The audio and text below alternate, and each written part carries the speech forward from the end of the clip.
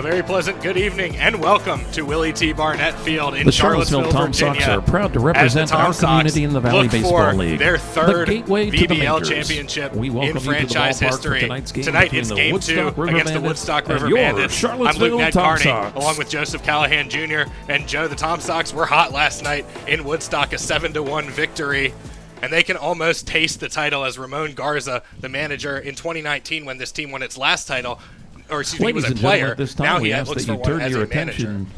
And coaching against his former team is Garza, and obviously when you get hot in the first game like the Tom Sox did, I mean, started right out dead center for Carter Cunningham and just was all Tom Sox after that. They had a firehouse right across the street from the field, so they knew that the Tom Sox could get hot, and they ultimately did, as you heard the sirens go out again. But for this game, they just got to get everything rolling the same way. Early offense, bullpen needs to be consistent, and they can end the season right here and put another one in for history. Well, going back to the beginning of the playoffs, Tom Sox have not lost a game in this playoff round here in the Valley Baseball League.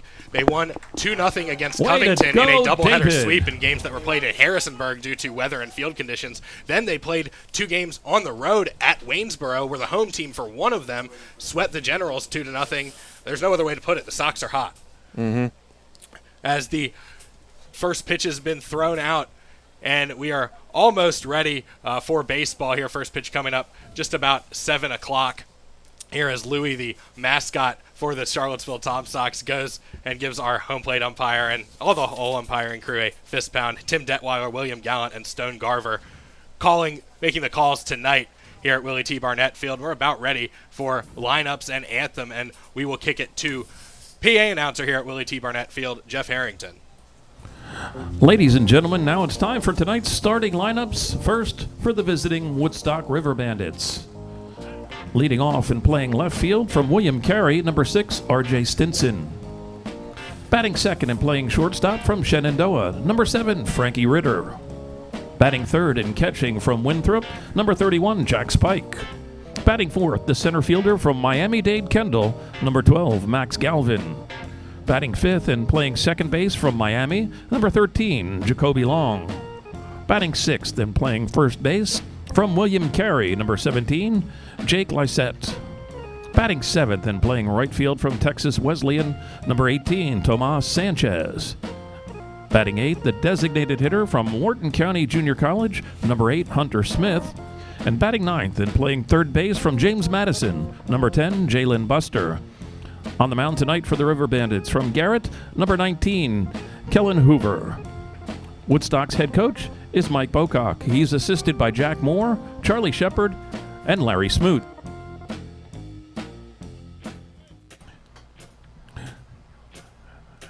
And now, ladies and gentlemen, the starting lineup for your Charlottesville Tom Sox. At mascot from Charlottesville Obedience School, Prairie Weather Lewis. Leading off and playing second base from Virginia Tech, number 8, Christian Martin. Batting second and playing left field from East Carolina, number 27, Carter Cunningham. Batting third and playing first base from the University of Georgia, number 20, Cole Wagner. Batting fourth and playing center field from Wofford, number 17, Trey Younger. Batting fifth, the right fielder from the University of Georgia, number 33, Garrett Spikes. Batting sixth and catching from Florida Southwestern, number 25, Calvin Alexander. Batting seventh, the designated hitter from Virginia Commonwealth University, number 32, Logan Amos. Batting eighth and playing shortstop from Old Dominion, number 13, Kyle Edwards. And batting ninth and playing third base from Auburn, number 1, Brody Moss. On the mound this evening for your Tom Sox from the University of Kentucky, number 7, Christian Howe. And introducing tonight's lucky sock of the game, London Herring. Head coach of your Tom Sox is Ramon Garza. He's assisted by Nick Bawley, Zach Bennett, and Tommy Weaver.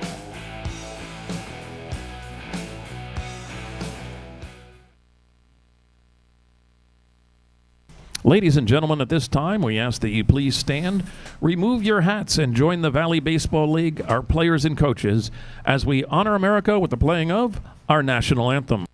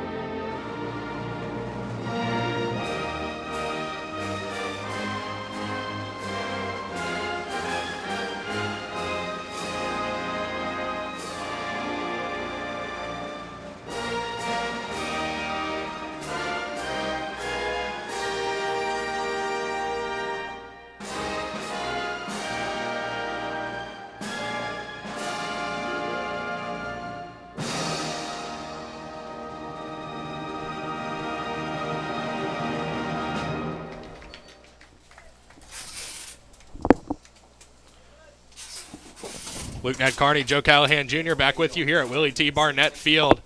Game 2 of the Valley League Championship. Charlottesville, a 1-0 lead in the series against the North Division representative, the Woodstock River Bandits. Both these teams come in with identical 31-16 records. Charlottesville a 5-0 playoff record, as we talked about earlier. Woodstock a 4-1 playoff record as they defeated the Purcellville Cannons in the North Division Finals in a series that was also affected a little bit by weather, as they called the game in the game 2 in the 8th inning with the River Bandits leading 9-7 in Purcellville to take that series.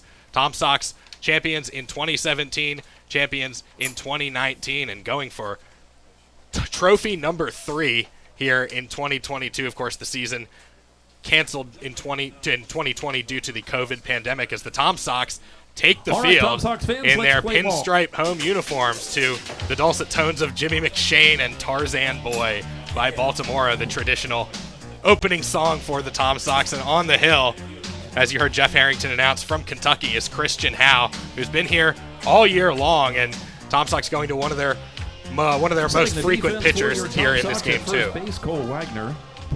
Championship baseball here in these pinstripes kind of brings it to a team that's used to that in the majors, and I love to call the fans for it, so I'm loving the pinstripes out there, and it's, in my opinion, our best uniform out to take the trophy. Joe Callahan, a New Jersey native, a Yankees fan. I know he's enjoying this season. I don't know how much he's going to enjoy the Aaron Judge drama that's sure to come, but I'm not thinking about it yet. I think Mr. Judge has earned whatever amount of money that he's going to get paid.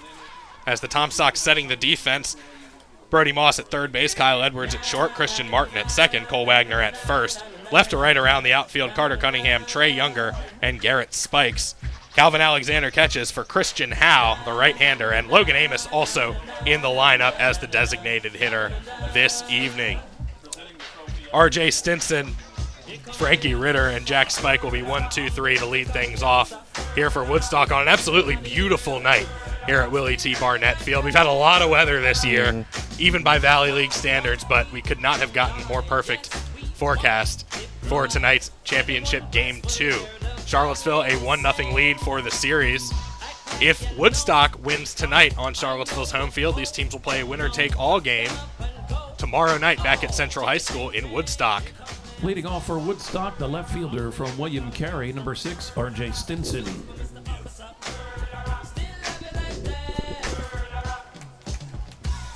That is an if. As Christian Howe, righty-on-righty matchup with R.J. Stinson to start things off.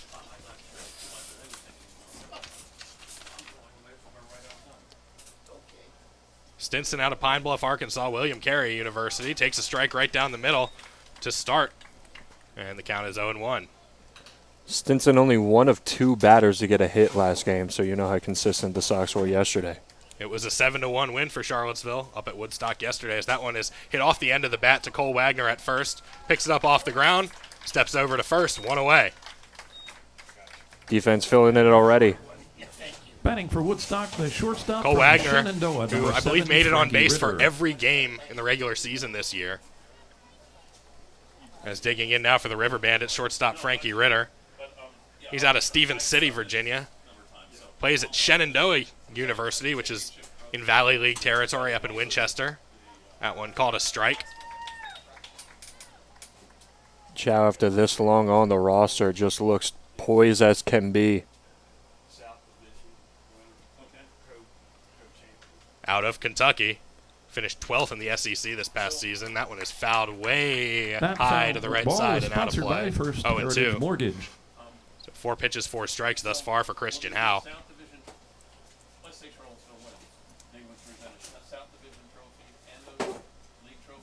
The 0-2. Howe out of the windup.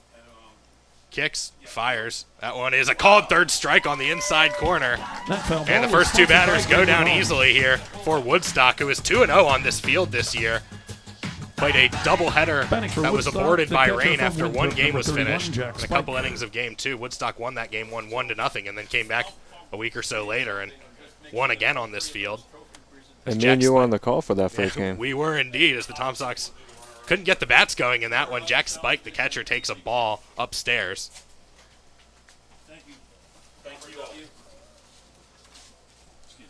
The 1-0 to Spike hits this one sharply to second, and that'll get past the glove of Christian Martin as he can't quite reach out far enough to knock it down, and it's a solid base hit for Woodstock here with 2 outs, first hit of the ball game, and that'll bring up cleanup man Max Galvin, the center fielder. Just right out of the glove of Martin, and he almost sent this inning back into the dugouts, but just out of the reach. Yeah, if he had been playing where he plays with a runner on base, that's an easy catch, but playing a little bit to the right. And Jack Spike is on base for Galvin, the center fielder. Galvin in that game 1 back here in Charlottesville on the 16th of July had the only RBI with a sacrifice fly in the 3rd inning of that ball game. And he bats with 2 away and hits this one looper over the shortstop Kyle Edwards. It's going to get down for another base hit. So 2 pitches, 2 hits for Woodstock, and runners on first and second as center fielder Trey Younger gets it back in. And the second baseman from Miami, number 13, Jacoby Long. Second baseman Jacoby Long now comes in, who is listed as number 28, but he grabbed the wrong jersey today, so he's wearing number 13. Assistant coach Larry Smoot came up and reported that to us shortly after the lineup was delivered, so wearing a number 13 for Woodstock and batting 5th here with 2 on, 2 out here in the first inning of this championship series game 2, as that one is hit on a line foul and out of play. Yeah, Galvin, 3 at-bats, 2 strikeouts last game, so maybe he's falling back to an old number that he had success with throughout his career to try to get this series onto game 3. Jacoby Long, one of the few power conference guys on this Woodstock team. He plays at the University of Miami, and he takes that one downstairs. Count is even 1-1. Just looked like an inning of 2 halves, 2 up, 2 down, and now 3 and 4 get on, and now Howe's going to have to try to get out of it. Yeah, Woodstock hitters noticing Howe pounding the zone early. As he looks back to second, now delivers the 1-1. That one is over the outside corner for a strike, and Tim Detweiler calling the balls and strikes tonight. Looking like he's given that corner on both sides, so we should be seeing some swings tonight. 1-2 the count now. 2 on, 2 away. Back-to-back singles by Spike and Galvin. As here comes the 1-2, swing and a miss, strike 3.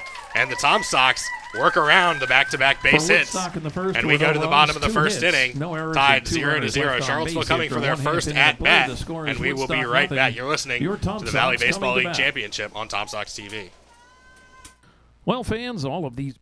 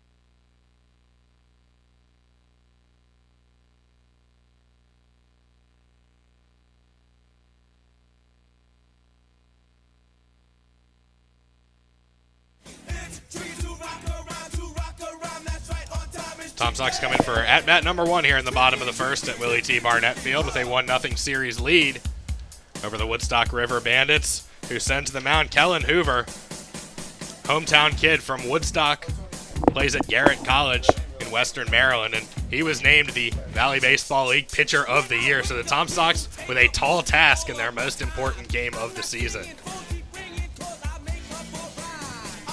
Hoover just pushing gas from start to finish in this season. It's credited that they put him with the season end championship on the line. Hoover with long hair flowing out the back of his cap. He actually played high school ball at the same field that the River Bandits play their home game, Central High School. And the defense behind him goes Jalen Buster at third base, Frankie Ritter at short, Jacoby Long at second base, Jake Lysette at first.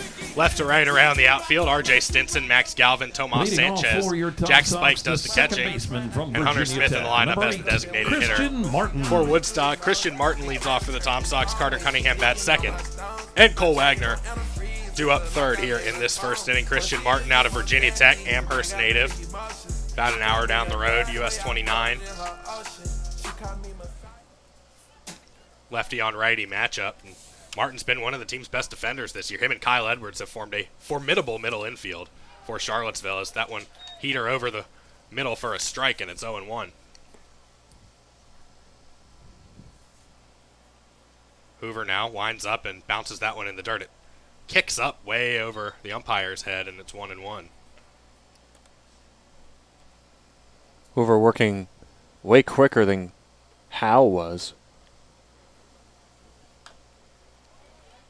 Delivers another fastball, and that one is dribbled foul back toward the on-deck circle, where Carter Cunningham picks it up and tosses it to Chandler Marsh, who it appears is on foul ball duty this evening for the Tom Sox. Here's the 1-2, and that one is just outside. Spike tries to buy it with a frame job, but Tim Detweiler not buying it. It's 2-2. Good crowd here tonight down the left field line. The 2-2 is downstairs and outside, and count runs full to the Tom Sox leadoff hitter. Woodstock dressed in the forest green uniforms with some white trim. Looks like white camouflage trim as the 3-2 comes in upstairs, and Martin works the walk after being down 1-2 in the count. And good start for the Tom Sox offense.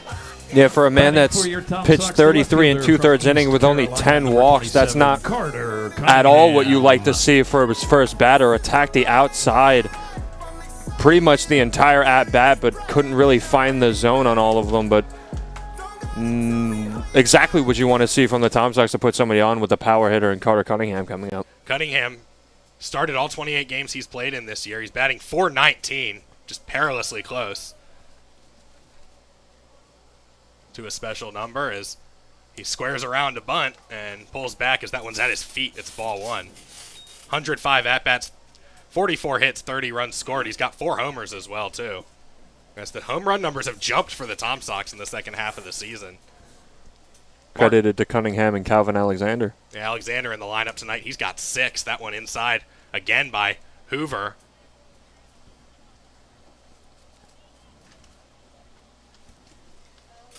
And now a hitter's count to one of the Tom Sox best hitters.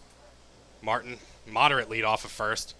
Center fielder Galvin shading Cunningham way to the right as that one is high in the air, not deep to left field, and Stinson glides under and makes the catch, 1 away.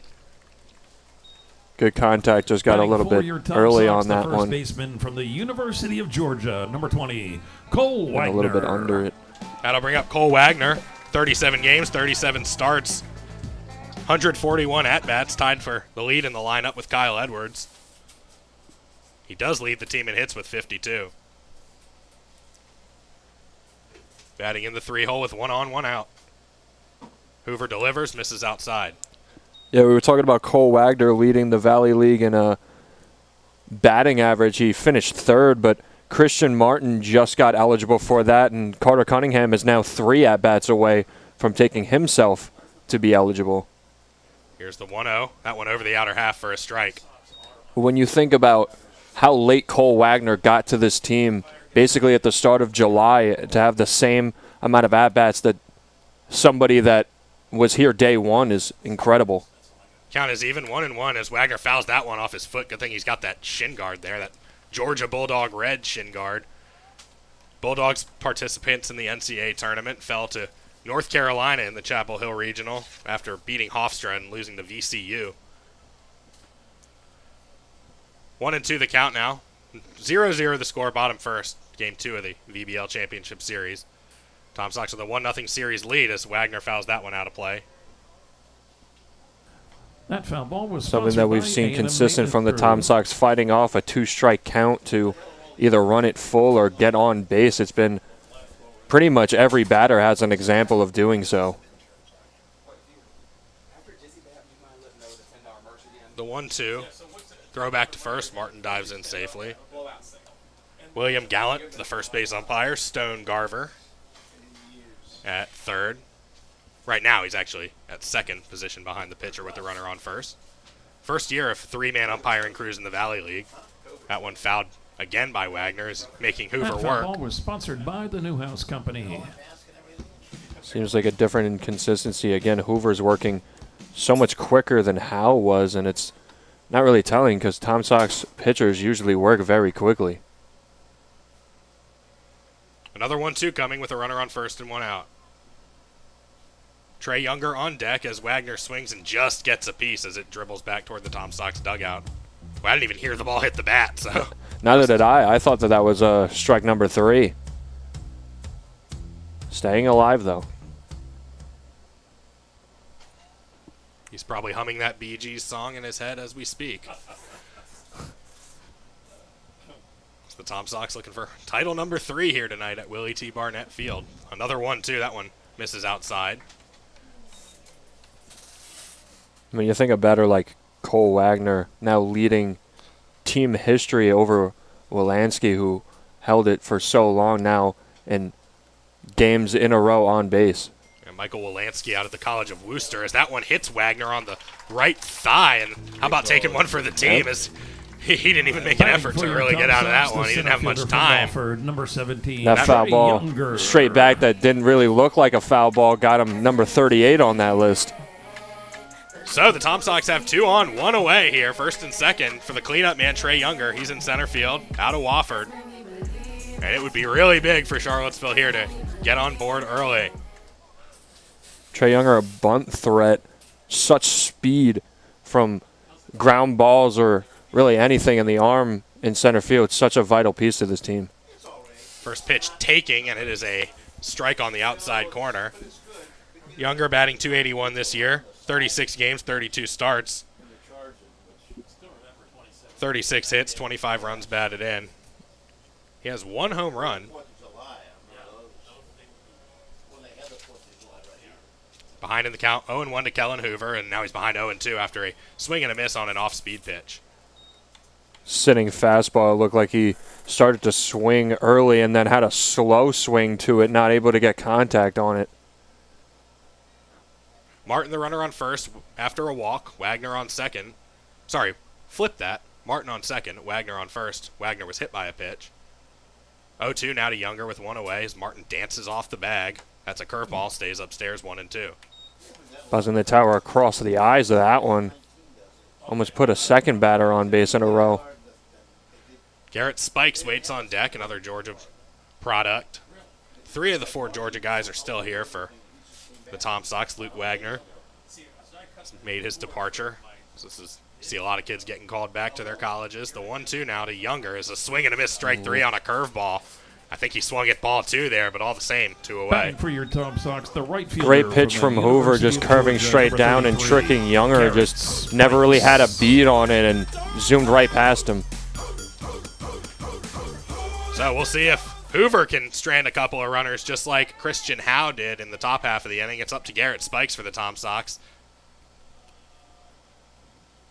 As Calvin Alexander comes on deck. Spikes in the 5-hole, right field tonight for Ramon Garza as that pitch low.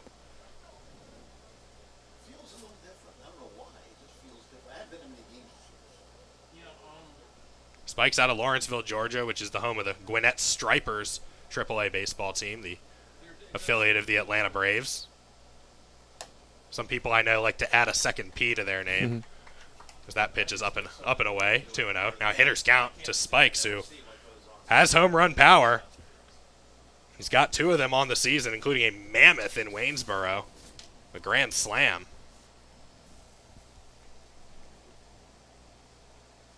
2-0 count from the stretch. Hoover looks back to second at Martin. Now he comes and fires, and this one is a mile in the air toward the River Bandits dugout. Third baseman going over and coming back to make the play is Jalen Buster as he rolls over and keeps the ball in his glove as Spikes pops out. No runs, no hits, no errors, in foul territory to end the inning, and both teams lead play. Runners on base the score is in the first inning. Leave 2 runners on base as it's 0-0 going to the second. This is the Valley Baseball League Championship on Tom Sox TV. Fans, it's time to crown the final.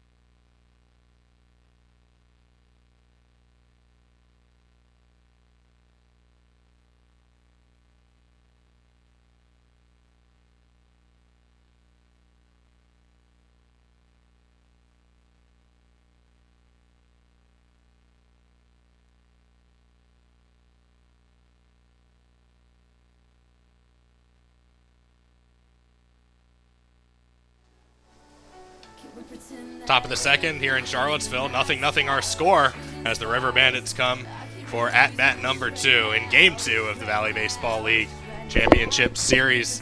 I'd like to thank all of you for tuning in this evening, wherever you might be, if it's on Facebook or on Tom Sox YouTube TV, or I should say Tom Sox TV on YouTube. I'd like to extend a special welcome to those of you listening in the state of North Carolina.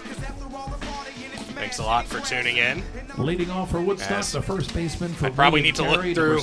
Probably need a few minutes to count all the different states that are represented here between these 2 teams. Players from all over the country here in the Valley Baseball League is leading off for Woodstock in the top of the second.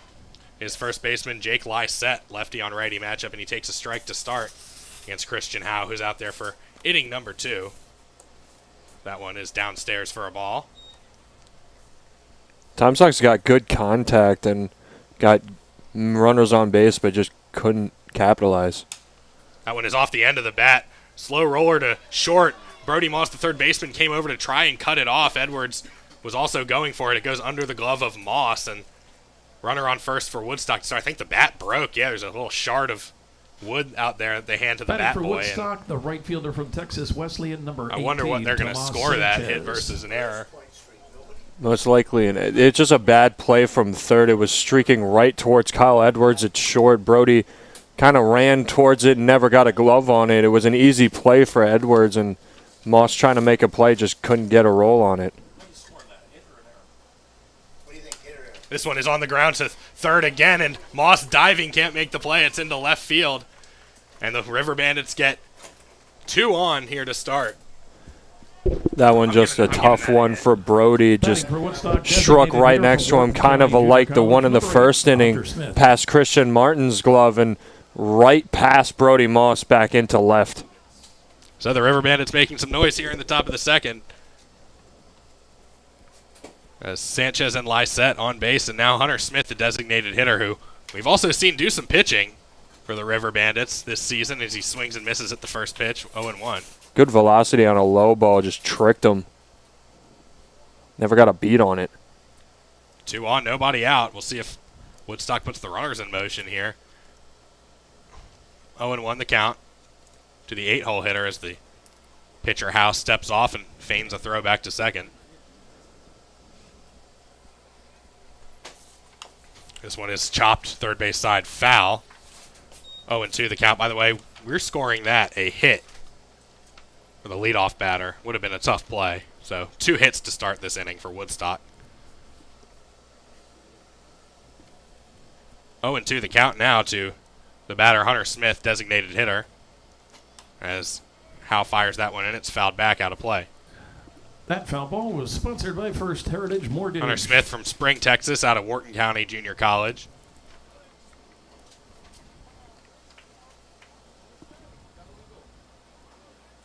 Facing a pitcher from the SEC, Christian Howe out of Kentucky. The 0-2 from Howe. That one is a check swing, but he went, says Tim Detweiler. Strike 3 and a big first out for the Tom Sox defense here in the second. Yeah, of course. He definitely went right over the midline. Just velocity is getting to the River Bandits, and a really good out with 2 men on and early in this game. Don't want to get it a little bit out of hand. And Howe's doing a good job trying to salvage this inning. Jalen Buster, the third baseman, digs in. He made a nice catch in foul territory to end the Tom Sox threat in the bottom of the first. He's from Roanoke, plays at JMU. As that one is hit sharply on the ground, third base side, but it goes foul. Plays his college ball in the home field of the Harrisonburg Turks.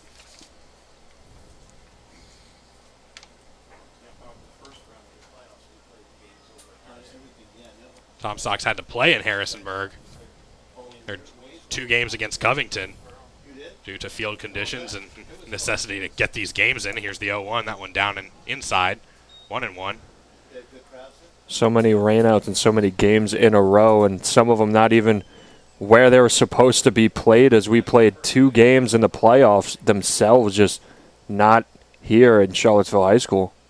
Yeah, this is actually the Tom Sox first home game of the playoffs, if you can believe that, here at Willie T. Barnett Field, as the 1-1 is swung on and missed. 1-2 now as Buster 1 strike away from being retired. Runners on first and second after a pair of singles. Blysett and Sanchez.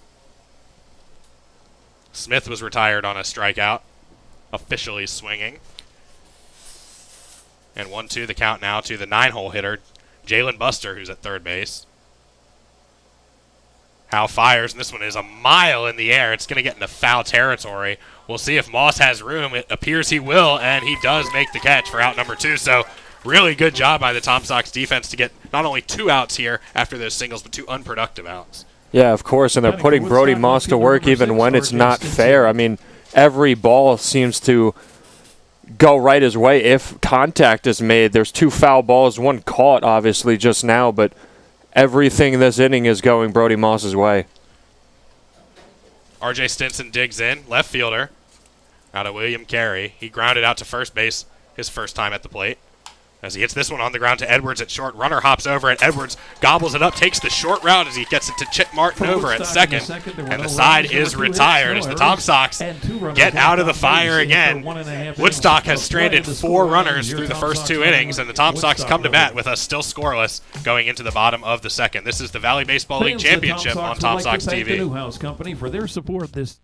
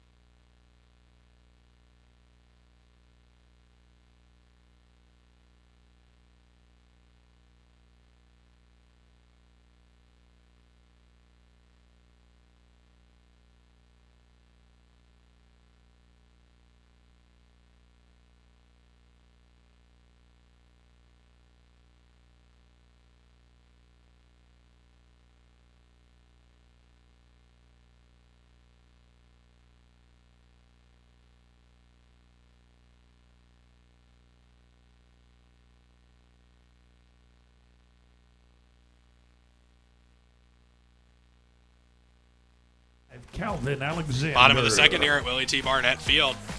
Tom Sox 0, River Bandits 0. In terms of the series, it's Tom Sox 1, River Bandits 0, and the Tom Sox with a win tonight would clinch their 3rd Valley Baseball League title in franchise history. River Bandits need to win to force Game 3 back up at Woodstock tomorrow night as Kellen Hoover steams in the first pitch, and that is hit a mile by Calvin Alexander, but well foul and landed in between 2 cars, I think, down that left field line. Really good crowd out there. That's the shady part of the spectators area. Yeah, that's where all the foul balls go to, so you can see all the kids running for it. Alexander hits this one on the ground, through for a base hit between 3rd and short, and the Tom Sox have the leadoff man aboard for the 2nd straight inning. Batting for your Tom Sox, the designated Alexander showed you a little bit of that power that he has, but streaked it foul. But again, another consistent batter, and maybe we'll get a glimpse of that over a wall in the future of this game.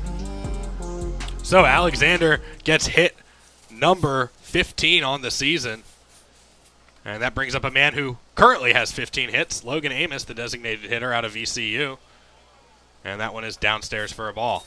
Amos, another guy that was here day one. We have a monster. We mentioned how Edwards was here day one. Amos is here day one. Spikes game 4, but you basically turn him into a game 1. Here's the 1-0 to Amos. That one stays inside for a ball, 2-0. And Amos, no stranger to the Valley League. He was on Covington last year, and they had their season end 2 years ago. Well, really 2 seasons ago, 3 years ago, due to the COVID cancellation in 2020.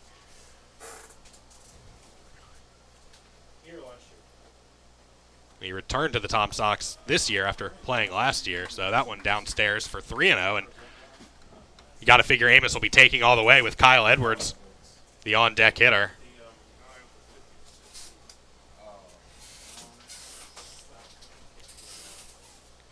As that one bounces in the dirt. It might have hit Amos. It doesn't matter, as that's a base on balls. And now Kyle Edwards bats with Sox, 2 men on. Old Dominion University, number 13, Kyle Edwards. And the Tom Sox now with another chance here to forge ahead, as both teams have threatened in each at-bat, but neither team has been able to push across a run here.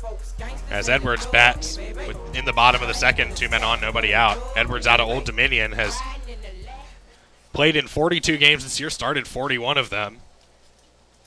141 ABs. An average of .213 as he squares around to bunt and gets a piece of it, fouls it back to the backstop, 0-1. Both teams in similar situations, 2 men and none on, and Kyle Edwards up to bat. He's actually 1 strikeout away from leading team history in strikeouts, but he kind of said that anything to put his name in the record books would be a good job for him, but he always wants to drive in those runs. Now the first baseman, Lysette, comes up way in. We'll see what Edwards does here. He is not squaring around, and that one is inside for a ball. Edwards has been that spark plug on the defensive side and a very potent piece to either walk, hit, or steal a base when he's on, so all the way around, a very good piece to this team as well. Leads the team in steals with 12 and 14 attempts as the 1-1 comes in and is dribbled foul toward the River Bandits dugout, 1 and 2.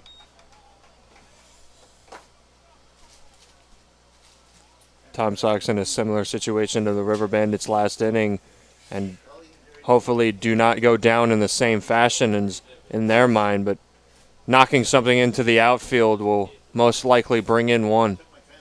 And good job by Christian Howe to get out of that inning. Woodstock's left 4 on through 2 innings. Here's the 1-2 to Edwards with nobody out. Hoover looks back, and now he fakes to second, and the runner, Calvin Alexander, scampers back.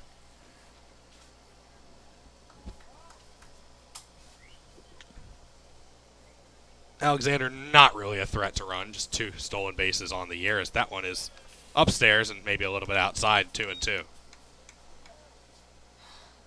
Good job by Kyle working this count back from the foul ball button, now having 2 strikes on the board. Tom Sox really loves some contact dribbling into the outfield. Yeah, we saw Martin work a walk from a 1-2 count as Edwards. Good take there, bold take, and that one is just downstairs, and the count runs full. We'll see what the runners do here with nobody out and Brody Moss on deck. the other walking threat. Both him and Edwards have been back-to-back throughout the season, and just both a great walk threat. Vital pieces when they get on base. Payoff coming to Edwards. Here it is, and it is hit in the air to left field, but directly at R.J. Stinson, who only has to take a step or two in to make the grab. So a disappointing finish to the at-bat for Kyle Edwards, but the Tom Sox still with runners on first and second, one away as the 9-hole hitter Brody Moss comes to the plate. Just great contact by Edwards, just right at Stinson. Just never got it near anyone or any gap, but staying away from that record, but still not bringing any runs in, as either team is kind of at a stalemate right now, but still threatening. Brody Moss out of Auburn.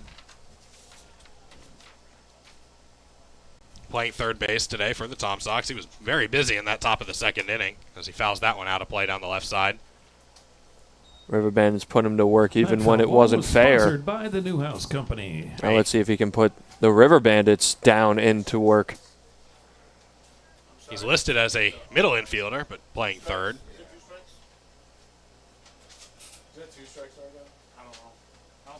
Hoover looks back. That was the first pitch of the at-bat, so it's 0-1, and now 0-2 as that pitch comes in at the knees for a called strike.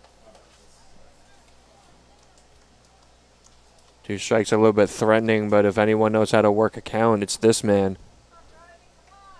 Top of the order on deck, Christian Martin, who's already got a walk to his credit, but Brody Moss now down 0-2 with runners on first and second.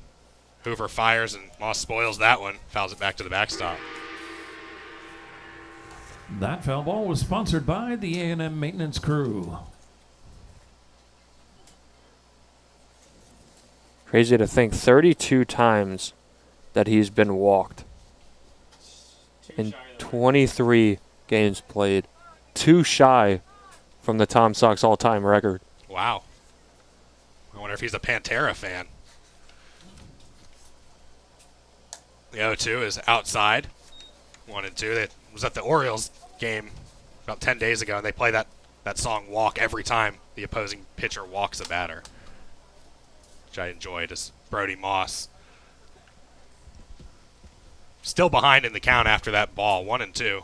Kellen Hoover's had to work pretty hard here in these first 2 innings. The VBL pitcher of the year as Moss hits that one on the ground, through for a base hit into left field, and they're going to hold Alexander at third base. That was the right decision as that left fielder Stinson came in quickly to cut the ball off, and now the Tom Sox, bases loaded with 1 out in the top of the order, Christian Martin at the plate. What a hit from Brody Moss, an unlikely source of that offense to put bases loaded with the top of your lineup, and as good as the top of the lineup has been for the Tom Sox all season, this is exactly where you want to be if you are a Tom Sox fan and or player, and especially when there's only 1 out.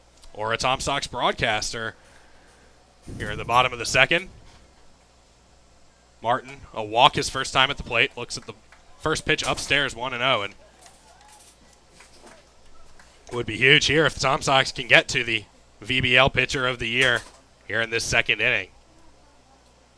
Hoover now going from the windup with the bases loaded, 1-0, delivers to Martin, and that one is right down the middle for a strike. Martin twitched like he was going to swing, wanted that one. Hoover attacking either inside and low or outside and up throughout every batter. Double play depth for the middle infield. Corners are in for Woodstock. Here's the 1-1. That one is up and away for a 2-1 count. Hoover's finding his spots that he likes to attack, but Christian Martin's not biting. Hoover winds from the letters. Martin takes that one up and away again, about the same spot. Now it's 3-1. Big hitters count here for a good hitter. Martin out of Amherst, Virginia, where I actually drove through last night on my way up here from Winston-Salem. The 3-1 coming to Martin.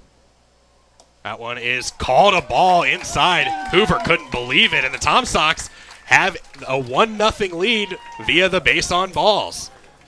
Man, Alexander look at that. scores. Detweiler has been so consistent as an umpire, and that's why you bring him up for these types of situations and these types of series. Is a great call on a low ball. Now bases are loaded once again with a 1-run lead for the power hitter.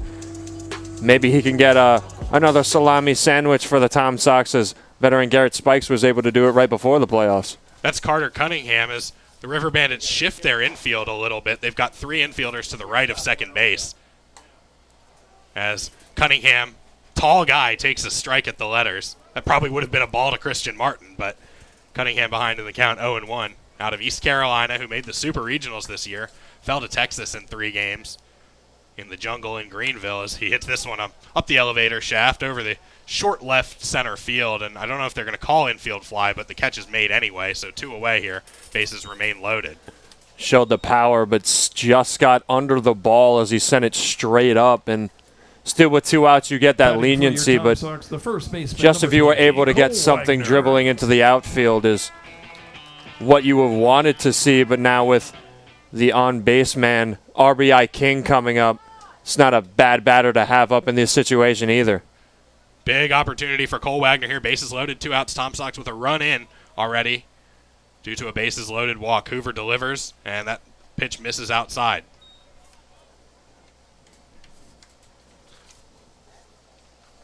Just needs to hit anything in the gap. They're kind of shifting Cole, too.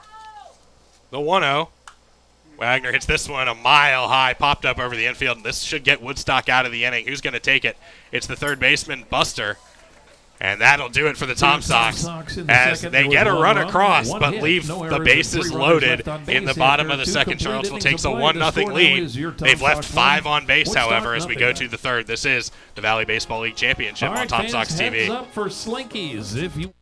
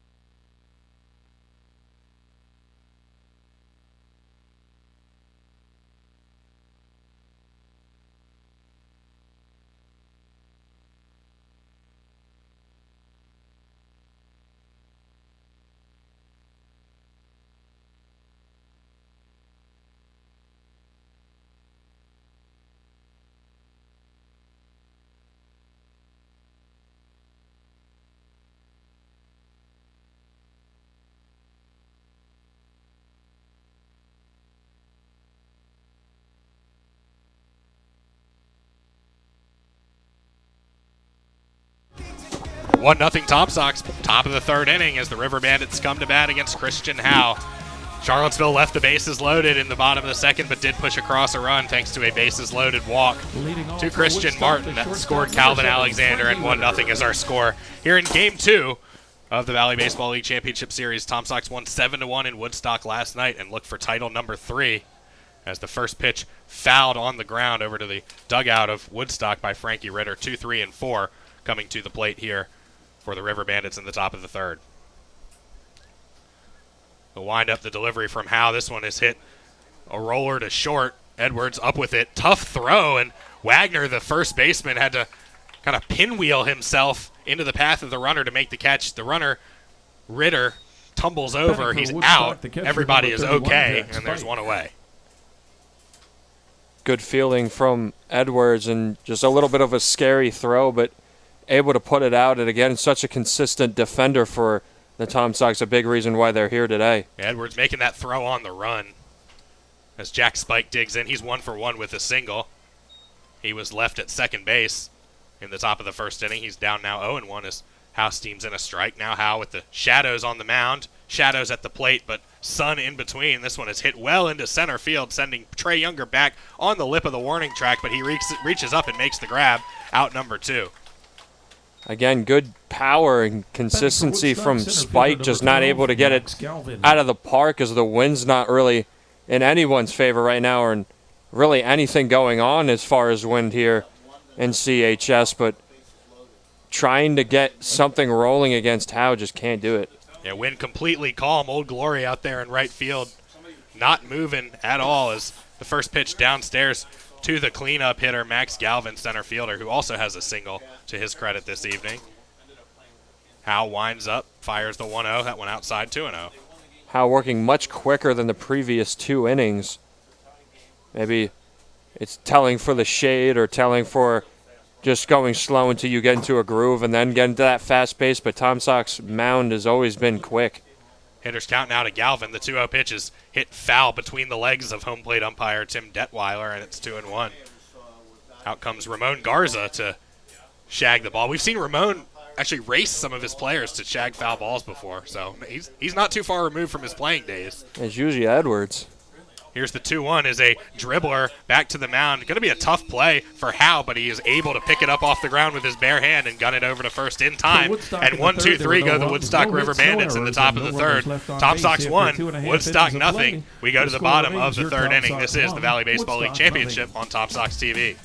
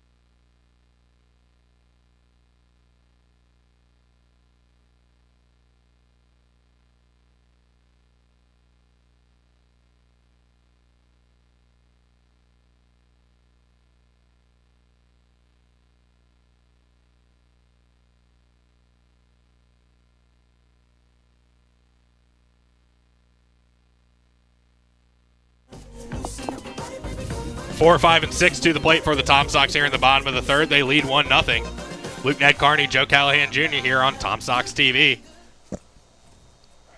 As Charlottesville looking for Valley Baseball League Championship number 3 in franchise history, all since 2017. As Trey Younger leading things off, Garrett Spike second, and Calvin Alexander third against Kellen Hoover, the Valley Baseball League Pitcher of the Year. In the North Division as the River Bandits trail the Tom Sox 1-0 here as the first pitch down and away for ball 1. Jams him there, and that one is hit foul to the River Bandits dugout. Good start in the fight to number 3. Getting off to an early lead has been telling for victory for the Tom Sox all season, so really good spot. The 1-1 to the cleanup hitter, Younger. That one stays upstairs. Ramon Garza, no stranger to this setting. Played for the River Bandits in 2018. Played for the Tom Sox in 2019, where he won a title under head coach Corey Hunt. Here's the 2-1. That one inside is jackknifing out of the way is Trey Younger. River Bandits had 5 wins in 2018. 5 total wins. The 3-1 coming from Hoover.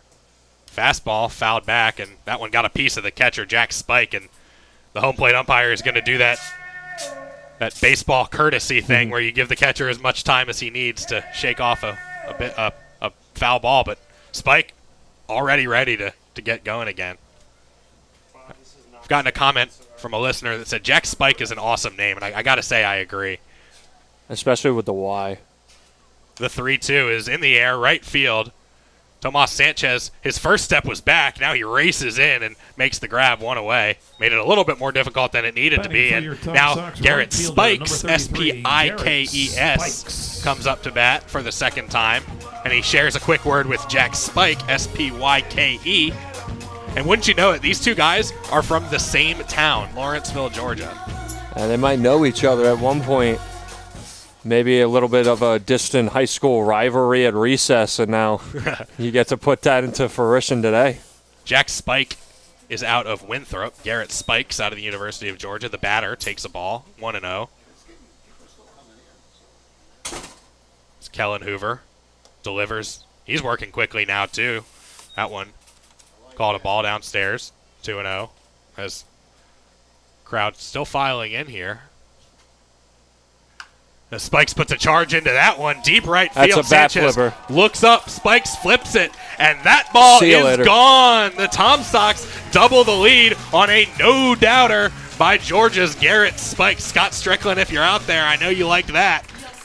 You guys didn't hear it, but Luke, what did I say right before we went back in this half inning? Somebody's going to dong one. Here it's Garrett Spikes again. Straight bat flipped it. No doubter out of here. And another likely source for a home run. Usually it's Carter Cunningham or Calvin Alexander, and especially in the second half of this season, veteran Garrett Spikes gets in on the action, hitting one in Winchester, Waynesboro, and now knocking one out for another run to come across here in Game 2 of the championship round. And now the Tom Sox leading home run man, Calvin Alexander, to the plate. He takes the ball outside 1-0. He's 1 for 1 today with a single for Garrett Spikes. That's home run number 3. And RBI number 14 on the season. The 1-0 to Alexander. He was behind on that one, swing and a miss, strike one. That's the score now, 2-0 Tom Sox. Looks like he was swinging for that power, too. Trying to get another out. Count is even, 1-1. And, yeah, Alexander's swinging for the fences there. Misses, 1-2. You saw his head kind of pull out of the batter's box before the bat got around. Hoover looking to shake it off, winds up. Here's the 1-2. That one is hit a mile in the air, foul ball, out of play. It's always scary when Alexander puts on contact, and it's always scary for Garrett Spikes, too, so they're trying to get back-to-back here.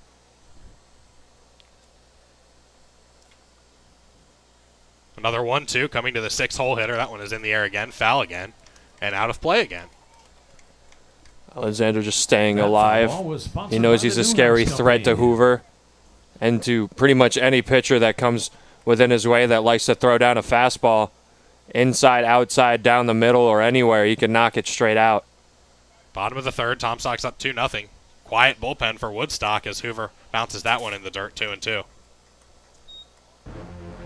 And we mentioned about Garza, of course, former River Bandit, now Tom Sox champion. You know he wants to get one as a player and a coach, and especially against his old team that he wasn't successful with as a player. And he's not bad with the books, too, as that one hits upstairs, 3-2. Graduate of Cornell. He'll be heading to law school in the fall. Also got a master's from the University of Texas at Dallas in between that. The 3-2 to Alexander. This one is hit well in the air left field, but it's curving, and I think it's going to go foul. It will, out of play, to a kid with a glove down the line. Getting a glimpse of that power again. This is the second at-bat where he sends one deep but foul. It's getting closer and closer to being in play and in between those foul poles, and Hoover should know it by now. Field is all the way in the shadows now, minus a very small sliver out in right field, basically the right center warning track. The 3-2 to Alexander. Called third strike right down the middle. He knew it. And that's out number 2. Just an unfortunate break. It was streaking inside, cut back right in, and Calvin Alexander just straight walked off a little bit disappointed in himself. Still got a glimpse of power, though. Yeah, he must have been sitting on something other than a fastball, because that one looked a lot like the pitch Garrett Spikes hit out of the park as Logan Amos, the designated hitter, comes to the plate and takes a called strike over the outer half. Now up 2-0. Breaks come off. That one, I thought might have clipped the jersey of Amos. Ruling was no, just a ball inside, 1-1. Hoovers came close to hitting a lot this game, uncharacteristic. With 2 away, here's the 1-1, fouled back into the backstop, 1-2. As Kyle Edwards goes to get it, but he's called off by home plate umpire Tim Detweiler. Trying to compete with Garza once again for those foul balls. Yeah, Ramon got that one off there. He remains seated on a bucket in the dugout as that one does hit Logan Amos. That's the second hit by pitch here by Kellen Hoover through 2 2/3 innings, and that'll bring up Kyle Edwards, and that'll keep the inning going here for the Tom Sox. Almost the third, actually, because Amos almost got hit in his first at-bat in the second. So Kyle Edwards now out of Old Dominion, alma mater of former Tom Sox first baseman Vinny Pasquantino, who was recently called up to the Kansas City Royals. First Tom Sox alum to make it to the major leagues as Edwards looks at that one inside. Pasquantino was a member of the 2017 team. Yep, and his first at-bat for the Royals was his first hit, rather, was straight out of the park. The 1-0 to Edwards, that one over the outer half for a strike. Yeah, it was initially ruled not a home run on the field, but the umpires got together, and Vinny actually only got to do the trot from second to home. Killed the wins, but you always love a home run. I'm sure he still has that baseball all the same, as that one just outside to Edwards, 2-1. 2-0 Tom Sox in front. Garrett Spikes a solo shot with one away, doubling the lead. Tom Sox got one in the second on a bases-loaded walk to Christian Martin, which plated Calvin Alexander. Hoover delivers this one to Edwards, and this one is hit in the air to deep right field. Going back to the track is Sanchez, and this one is going to die there as he reaches up and makes the catch. So Edwards gets a good piece, but not enough to extend the inning as the Tom Sox lead 2-0 now after 3 complete. Garrett Spikes a solo shot to right as Tom Sox and the River Bandits go to the 4th inning. This is the Valley Baseball League Championship on Tom Sox TV. He really wants to lead everyone.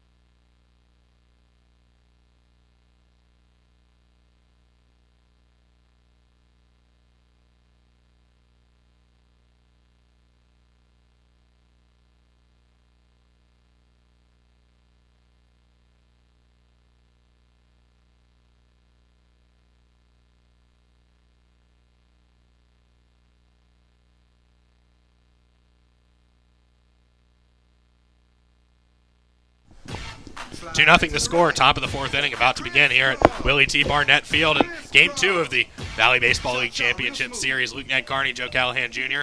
bringing you this one on Tom Sox TV. Great work done all year by the Tom Sox media staff and everybody here in the press box and everybody here working for the team, promotions and operations as well. You can catch everything on Tom Sox TV as the first batter for Woodstock is Jacoby Long, the second baseman, who faked me out there a second because I forgot he's wearing a different number tonight. 13 rather than his usual 28.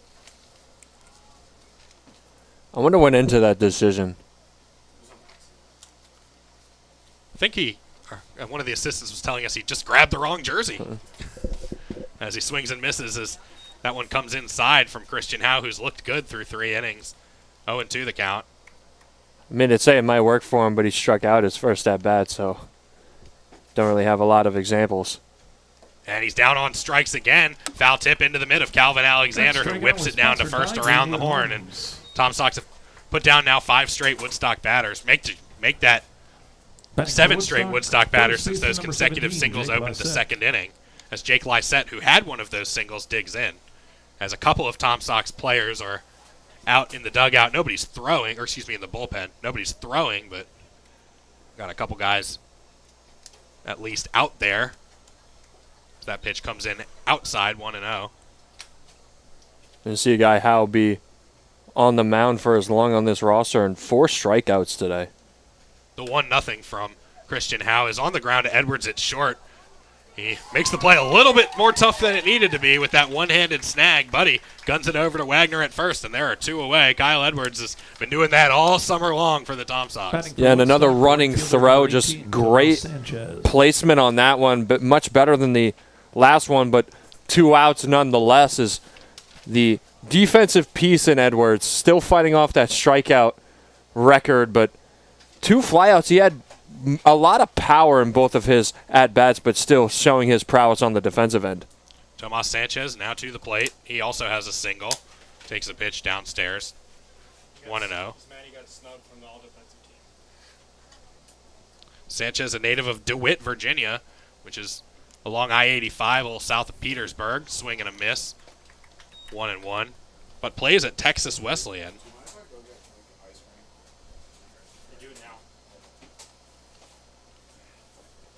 Howe still shoving. The 1-1 from Howe with the bases empty. Buzzes the tower there. Sanchez doubles out of the way, and it's 2-1.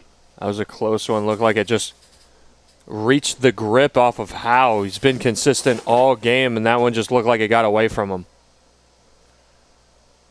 2-1 the count. Tom Sox up 2-0 in the 4th. From the windup, foul tip. Alexander holds on 2-2. What a curve that pitch had. Streaking back toward, maybe that's the pitch that he wanted originally. It just got away from him because it struck towards the batter and cut right back in. Now the 2-2 with 2 outs. Alexander sets up outside. Swing and a miss, strike 3. And Christian Howe getting better as this game goes along. A second straight 1-2-3 inning registered by the Tom Sox defense. And it's still 2-0 going into the bottom of the 4th. This is the Valley Baseball League Championship on Tom Sox TV. Chester the Chicken.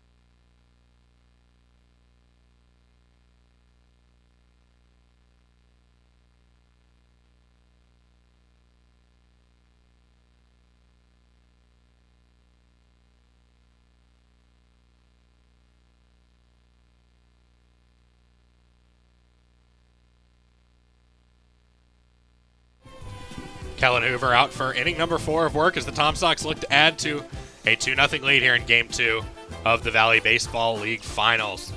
Well, if you're any kind of baseball fan, you've probably heard the news coming from last night. One of the greatest broadcasters ever, maybe some say the greatest, not only in baseball but all of sportscasting, Vin Scully passing away at age 94 after 67 years as a member of the Dodgers organization, one of the iconic voices of baseball. So rest in peace to the great Vin Scully.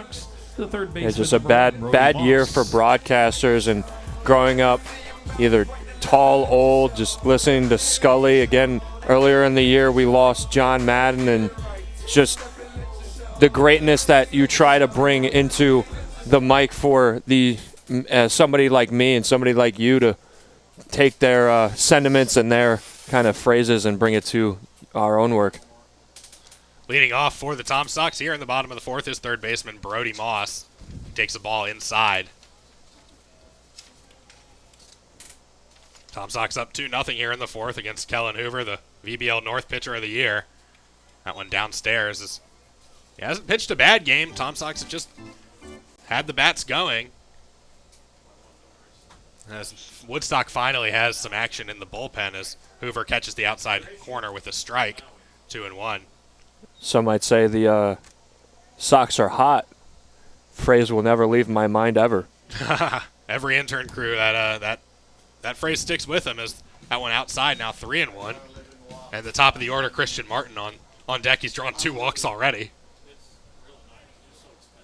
Moss fighting for that record, only 2 away.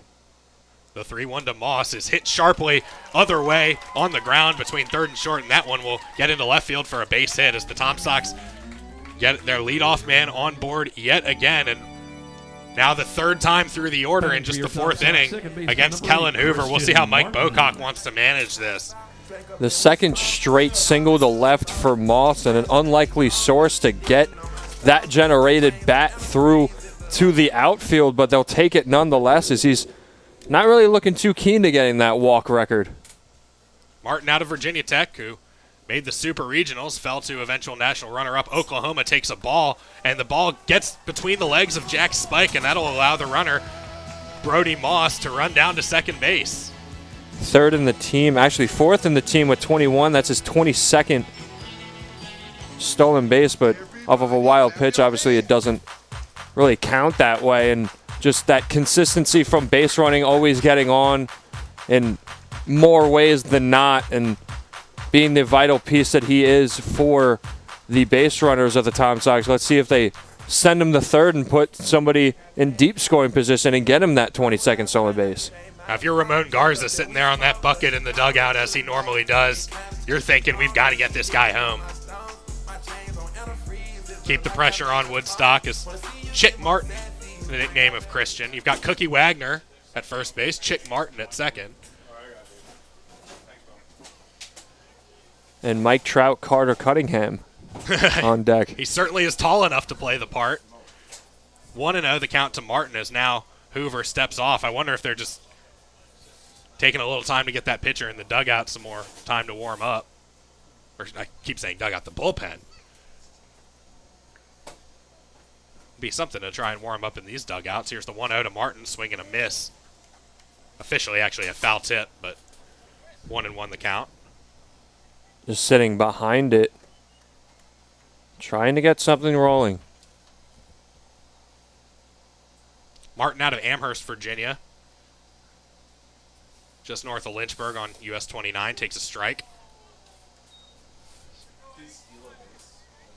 Just trying to put the foot on Woodstock to try to stymie any comeback. Obviously a 2-run lead. You're not really sitting comfortable, but you're sitting way more comfortable with a 3-0 lead. The 1-2 to Martin with a man on second is hit in the air, center field. Galvin goes back. Looks like he's going to have room. He will. Moss tags from second. The throw is cut off, and Brody Moss goes in standing up. So Christian Martin gets the job done. He moves the runner 90 feet. Still less than 2 outs, and now a big RBI opportunity for Carter Cunningham. Yeah, Christian Martin playing a part in the role, and now you send up the leader in batting average with only now this is his third. He only needs 2 more at-bats to be eligible for that top spot. Whether or not he has it or not, we would have to look. But again, this is the batter that you would want, either this top 3 or top 4 for the Tom Sox that you want with a man in scoring position to put the foot on Woodstock. Cunningham wearing Arian Foster's number 27. Swings at the first pitch, grounds it to first. Diving stop made to the pitcher Hoover covering. It is in time for the out, but Brody Moss comes in and scores. Tom Sox ahead now 3-0, and Carter Cunningham goes back to the dugout retired, but give him the RBI. And Tom Sox do just what we were talking about, extending the lead. Again, doing your job, not going to really be any twitch for the on-base percentage, but they'll take it nonetheless this late into the season, halfway through the game with a 3-0 run lead.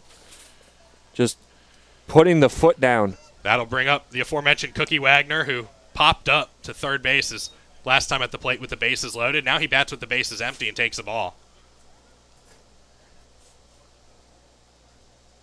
It was a good job there by the first baseman, Lysette, to knock that ball down and keep it from getting to the outfield and get the out. Otherwise, Cunningham is standing on first base right now with 1 out, as that pitch also called a ball to Wagner, now a hitter's count. Hoover winds up. Kicks, fires. That one is a big swing and a miss from Cole. Cole wanted that one just a little bit behind it. Saw 2 breaking pitches down, and now that one streaking down the middle. The 2-1 is on the ground to Lysette at first, but it just goes foul. Wagner at first for the Tom Sox tonight, as he's been pretty much every game this season, save for just a few at the beginning of the year. He's played in 37. Started all 37 of them. Well, I guess make that 38 if you count tonight. For comparison, Kyle Edwards, who's been here since basically the beginning, has played in 42 games. 2-2 the count now to Cookie. With 2 away, Hoover delivers. That one stays upstairs, and now the count is full. Another example of the Tom Sox fighting off and getting into a full count situation. And if anybody to fight back out and get on base, it's Cole Wagner. The payoff. Wagner takes one off the forearm, his right forearm, and the third hit by pitch by Woodstock's Hoover tonight for Cole Wagner. That's number 7 on the year that he's been mean. And so if you count that with the walk he took in the first inning. Actually, no, that's his second hit by pitch tonight. If I'm got it mixed up with another batter. That is his second hit by pitch. That first one was off the thigh. That one's off the forearm. And Amos was almost 3 and 4. He is 3, but not characteristic of Hoover to ding batters and especially be down this much early in the game. That brings up Trey Younger, the cleanup hitter, and he takes the ball down and away. Especially with the season championship and a glory on the line. Kind of scaring yourself a little bit if you're a Woodstock fan. 1-0 to Younger, and now Hoover really struggling to find the zone as that one misses in the same spot the previous pitch did. Looks like the home run took a little bit of the wind out of the sails, and now he's trying to find something else going. And Mike Bocock checking down to the bullpen, seeing if his reliever is ready, as this one is hit, blooped actually into short right field. That's going to get down in front of Sanchez for a base hit. The runner Wagner tries for third, and he is gunned down. What a throw by Tomas Sanchez, right on the money to cut down Cole Wagner at third base, and the Tom Sox retired in the bottom of the fourth, but not before they score a run on an RBI groundout by Carter Cunningham. Give him number 31 on the year and a 3-0 lead for the Tom Sox going to the 5th. This is the Valley Baseball League Championship on Tom Sox TV. Would like to thank the great folks of Torch Clean.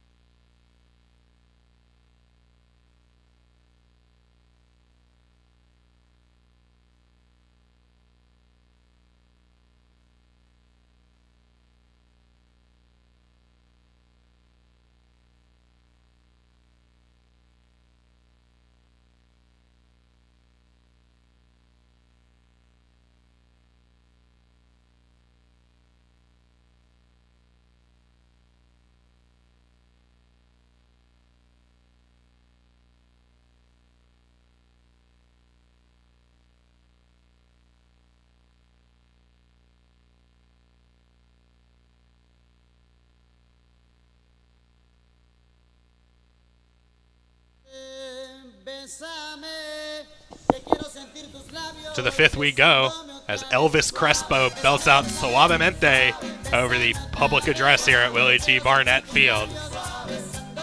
It is a recording. Elvis Crespo is not in attendance tonight, unfortunately. Wish he was. One of the best songs to dance to at a wedding ever. As leading off for Woodstock is the designated hitter Hunter Smith in the 8-hole. We've seen Hunter Smith on the mound a little bit for Woodstock, too. He pitched in that game 1 of a doubleheader. Facing Christian Howe, who has retired the last 8 River Bandit batters he has faced, with a 3-0 Tom Sox lead here in the top of the 5th as he misses upstairs with the first pitch. Howe still on the mound this late in the season and in the game. What praise. Smith, Buster, and Stinson 8-9-1 due up for the River Bandits here in the 5th. Who they have sent a lefty out to the bullpen now. They had a righty warming up during the Tom Sox at-bat in the 4th. 2-0 the count now. Howe fires. This one is on the ground. Moss, 1 hop at third. Double clutches, throws. Wagner squeezes, 1 away. Good play by Brody, who has a little bit of a kind of 2 snags into the early portion of this game. But if you're the Woodstock River Bandits, you need to get something rolling in this inning, and that's not a great start for that. They need to, streak something to not make it into much of a Cinderella story as it already is. That's 9 in a row set down by Christian Howe, the man out of Kentucky, and he faces the 9-hole hitter, Jalen Buster, who plays third base for the River Bandits tonight. And he swings and misses at the first pitch. Buster out of James Madison. Plays his college ball on the home field of the Harrisonburg Turks.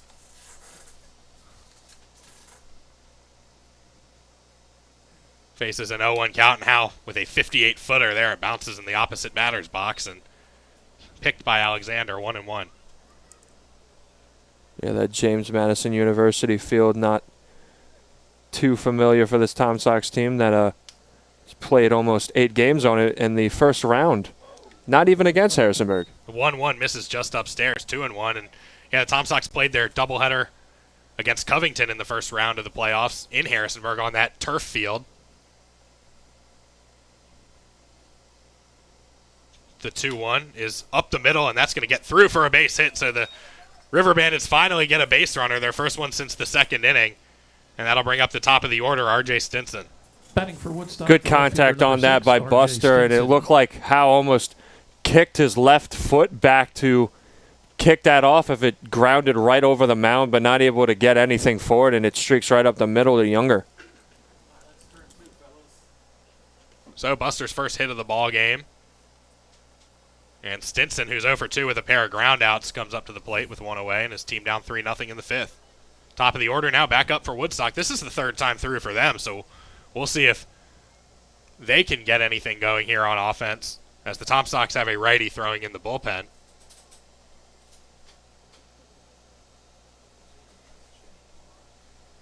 First pitch to Stinson is hit in the air, foul, out of play. Stinson out of Pine Bluff, Arkansas. Sox are so hot they have to extend the fire truck out. Yeah, we had some firemen here watching this game. Looks like they got called off on duty. Hopefully not too bad. That might be a first I've seen for this game. I don't know if you can see that the way the camera's positioned, but the fire truck taken off out past center field. Is that one fouled back by Stinson again, 0-2. Might be able to hear that in the distance as well. Of course, we had First Responders Night, which you did a piece on for a couple Tom Sox Weeklies ago.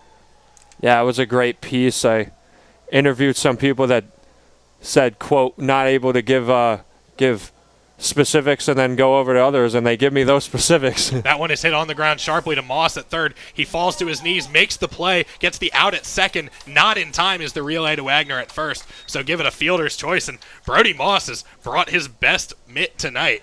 He's made several plays out there at third. Yeah, again, they're putting him out to work even when it's not fair, as that one streaks right to him. He's able to get a glove on it. Not able to get the double play going, but you'll take the out either way, up 3. And especially with the heavy hitters of Woodstock coming up. Here comes Frankie Ritter, the 2-hole hitter. As I am a poet and I don't even know it. That one is down in the dirt for ball 1.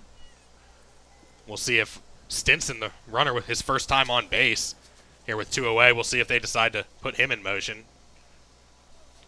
Something needs to get going. I don't know with 2 outs if they make that decision. Ritter takes a strike over the outer half. Ritter checked. He wanted that one, but was 2 behind it.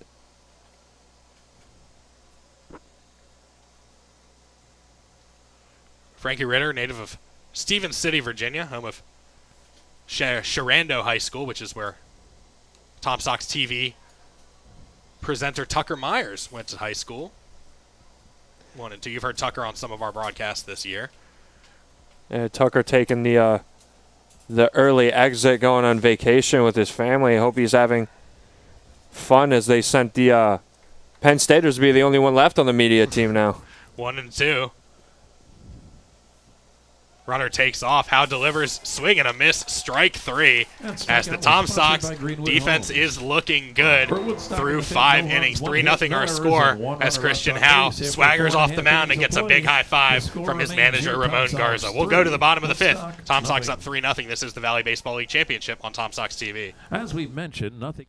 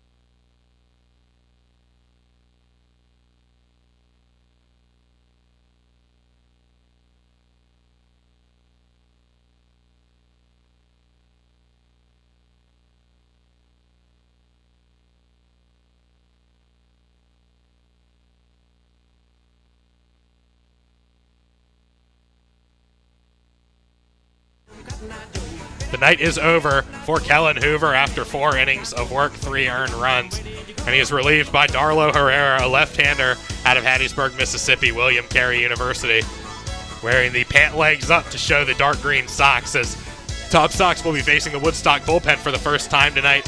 And leading off will be Garrett Spikes, who his last time at the plate deposited one over the right field fence for a 2-0 lead back in the 3rd inning. Luke Ned Carney, Joe Callahan Jr. here with you on Tom Sox TV, as Tom Sox with a 1-0 lead in the series, looking for title number 3 in team history following a 7-1 win in Woodstock last night. And now they're winning 3-0 here in the bottom of the 5th inning, and especially when you get the pitcher of the year of the North out of the game with 3 runs before he leaves is exactly what you would like to see if you're a Tom Sox fan with a 1-0 lead in this championship round. So lefty-on-lefty matchup with Darlo Herrera. Yes, that one is behind Spikes. I don't know if that was on purpose or not. Spikes frustrated with that. He slaps at his helmet. I think he might be frustrated because he jumped out of the way, but he jumped the wrong way. I think he was trying to get on base with that one, just streaked a little bit away from it. The 1-0 is hit on the ground, 2 hops, fumbled a little bit by the second baseman, Jacoby Long, but he recovers and makes the throw over to first, and Spikes is out, 1 away. Frustration again, just could have been on base if he stayed put. Dove out of the way of one, kind of an instinct to jump out of the way, and just couldn't get anything past the second baseman of Jacoby Long. I'll bring up catcher Calvin Alexander. 6 home runs on the year. Plays at Florida Southwestern. Takes a ball downstairs. Alexander showed us his power with 2 foul balls down the third base line and just couldn't get it in play. The 1-0 from Herrera is hit way up in the air, and it looks like it's going to get out of play, and it does as Spike gives it a look, but that one gets beyond the fence. That went straight up and back, just trying to get something in between the foul poles, either in the outfield or over the wall, as he has done so greatly, especially late in the season. 1 out, bases empty. The 1-1 is called outside, and now it's 2-1. So Calvin Alexander, who joined the team mid-season. Had a little rough patch once he got here, but once he was put in after Satchel Norman's departure, has been so great. Fouls that one back, 2-2. It's a college teammate of Satchel Norman at Florida Southwestern. Apparently breed power out of there. 2-2 the count. A school that's sent many players to the Tom Sox over the years. That one is upstairs, 3-2 now. We'll have a payoff with the bases empty and 1 away. 3-0 Tom Sox. Won the title in 2017 over Strasburg. Won the title in 2019, again over Strasburg. The 3-2 is called a ball, missing inside, and Calvin Alexander draws a walk for his 2nd time on base following a walk and a strikeout. So that'll bring up Logan Amos, the designated hitter. And he might be glad Hoover's not pitching anymore, because the first at-bat in the 2nd inning almost hit him, but resulted in a walk anyway because it was ball 4, and then the second at-bat in the 3rd, he was hit by a pitch. So now he gets a shot at looking at somebody different. Yeah, it's been all lefties that have been hit by pitches by the Tom Sox tonight, or for the Tom Sox tonight, as Herrera delivers that one outside corner for a strike. Logan Amos out of VCU. Participants in the Chapel Hill Regional along with Georgia. That one down and outside. Amos is big, sort of that plug-and-play player for the Tom Sox. Another piece that's been here since day one. Valley League veteran. He played for the team last year, too, and also had a stint in Covington in 2019. As that one is hit sharply but foul down the first base side. Maybe he'll join his long teammate and veteran Garrett Spikes with a dong over the wall. Trying to put an exclamation point on this one. Yeah, Tom Sox up 3-0. They still got 12 outs to get here, bottom of the 5th. Ahead 1-0 in this best-of-3 series after a 7-1 win on the River Bandits home field last night. The 1-2 to Logan Amos, lefty on lefty from Herrera. That one, oh, I don't know where it missed, but it did. And Herrera takes an extra second there as he strolls to the back of the mound. Amos kind of walked a little bit backwards, maybe thinking that he was put out, but staying alive. Probably would have been a strike to Carter Cunningham, who's approximately 8 feet tall. Here's the 2-2 to Amos, and that one misses, I think, inside. Now the count goes full, and we'll see what Alexander does over there at first with one away. Kyle Edwards, the on-deck batter. Brody Moss in the hole, and then the lineup will turn over.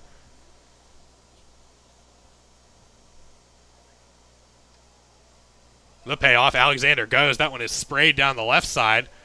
High, long run, and it's going to fall into foul territory, harmlessly into the bullpen. Looked like a little bit scary for the River Bandits defense as third baseman Buster and left fielder Stinson kind of ran for it in fair territory, just in the middle of both of them, almost streaked in play, but ultimately ran foul, and now Amos is still fighting off a 3-2. Amos, whose college coach was hired by Notre Dame in the carousel this offseason. 3-2, pickoff throw back to first base. Alexander in there with no trouble. One out, runner on first. Tom Sox up 3-0. Full count to the 7-hole hitter Logan Amos. As Wyatt Lunsford Shankman is getting loose in the bullpen, and wouldn't you know it, another hit by pitch by Woodstock pitching. Logan Amos and Cole Wagner have been the marked men tonight, it seems, as the Tom Sox now with 2 men on, 1 out, and a big opportunity to extend this 3-run lead. And especially, as I mentioned before the at-bat, maybe seeing another guy in Herrera other than Hoover, but same outlook again. Almost 3 hit by pitches, but it'll go down as 2 and a walk. So a chance for Kyle Edwards now. Old Dominion product. Chesapeake, Virginia native, so he plays college ball really close to where he grew up. Been here since the beginning as Edwards swings and misses at an off-speed pitch, strike 1. Both at bats for Edwards, he flew out, one to left and then one to right, just showing power against it and contact as well, just can't get anything away from the fielders out here. First and second for the Tom Sox, Alexander on second, Amos on first. The 0-1 to Edwards is up and away for an even count, 1-1. This would probably put the period on this one if he can able to get Alexander on second to cross the plate. Brody Moss, the 9-hole hitter, third baseman on deck. Edwards waves the bat over his shoulder. Delivery from Herrera misses inside. There's not many teams that can come back from a 4-run deficit against these Tom Sox, but it's a reason why they're in the championship. And bullpen has been a real strength for Ramon Garza's team this year. Especially all-star alternate Shankman. The 2-1. Inside, ball 3, and now a hitter's count, 3-1. For Shankman, been starter, been reliever, been closer, so everywhere in the bullpen and been so consistent all season as well. Hitter's count now for Edwards, 3-1 with runners on first and second. Herrera delivers, Edwards swings and hits that one directly to the third baseman. It's gloved on a line for the out. Nice job there by Jalen Buster. Johnny on the spot. He whips it over to first, but not in time, as diving back safely is Logan Amos. And tough luck there again for Kyle Edwards, who got a good piece of the ball but hit it right out of fielder. Just frustrating for Edwards, just flying out both times deep to boot, and then that one line drive straight at the fielder that's down the line a little bit shaded towards that third base, and now just 3 up and 3 outs on consistent contact from the defender contact hitter in Edwards. That'll bring up Brody Moss, lefty on lefty matchup with Herrera, as Moss takes a pitch inside, very nearly hit him too. Uncharacteristic from the River Bandits to be this inconsistent from the mound. Again, both of these teams have such consistent bullpens. It's their strength, and uncharacteristic from the River Bandits, but very characteristic from the Tom Sox. Tom Sox have left 5 on tonight, 2 in the first, 3 in the third. That one upstairs to Moss, 2-0. Christian Martin on deck. He has drawn a bases-loaded walk. It was the Tom Sox first run back in the second. Said it every at-bat. Brody Moss only 2 walks from the Tom Sox all-time record, but both of those times has singled to left. The 2-0 is outside for ball 3. Herrera struggling now. Now he's working for number 33. Moss out of Auburn, which participated in the College World Series this year. Brody was already here. The 3-0, that one nowhere close. Ooh. And now the bases are loaded again for Christian Martin, the leadoff hitter. Batting for your Tom Sox. And Tom Sox with a chance to blow this one wide open here with 2 away and the bases loaded. They've already left the bases loaded in the second inning. It's time called now by River Bandits manager Mike Bocock. And we're going to have a lefty-on-lefty matchup, so I don't think we're going to see a change here, but Probably shouldn't. In the same sort of situation, Christian Martin flew out to center but was able to advance Brody Moss, who had that single to left in the 4th inning and was able to bring that run later. Was Carter Cunningham with the same sort of situation, a ground out to first. And again, the Tom Sox are no stranger to putting runs up with 2 outs, but again, these are the top 3, top 4, top 5, top 6 batters that you want in a row right now with men in scoring position, and especially with bases loaded, coming up with your power hitter. And might have gotten taken away by Alexander, but right now, if you're able to get something in the outfield from Christian Martin, the power hitter, and Carter Cunningham, and a very consistent batter, once again comes up back-to-back to try to get more runs to make this even uglier. So, conference is over. River Bandits are sticking with Herrera as Tim Detweiler, the home plate umpire, went out to the mound and said, "Let's move this along, folks." And now Christian Martin, the leadoff hitter, who already has an RBI walk tonight. 2 walks to his credit.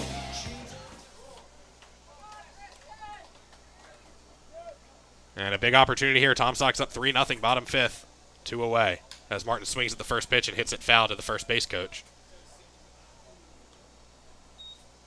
You see again, Christian Martin walked in this same situation in the 3rd inning and put the first run on the board. The 0-1. Hit sharply right center field, and that one is going to get down into the gap and score multiple runs. 1 run in. Standing up scoring is Amos for 2, and they're going to hold the runner at 3rd. Is sliding into 2nd is Christian Martin with a 2-run double, and the Sox feeling it now. It's 5-0. Christian Martin puts both arms up at 2nd. The Tom Sox can sniff the trophy just now here in the 5th, up 5. Not many teams can come back this much against the Tom Sox, and again, just hot, straight out. And now Carter Cunningham up, best batting average on the team, trying to get it even more uglier, get more insurance runs on this. But we do still, no matter with the 10-run rule, have to play all 9. Yeah, no slaughter rule here in the championship series as Carter Cunningham, swings and fouls that one back behind the catcher. Give RBIs number 24 and 25 to Christian Martin after he got number 23 on that walk. He's got 3 tonight. And this damage being done with 2 outs by the Tom Sox.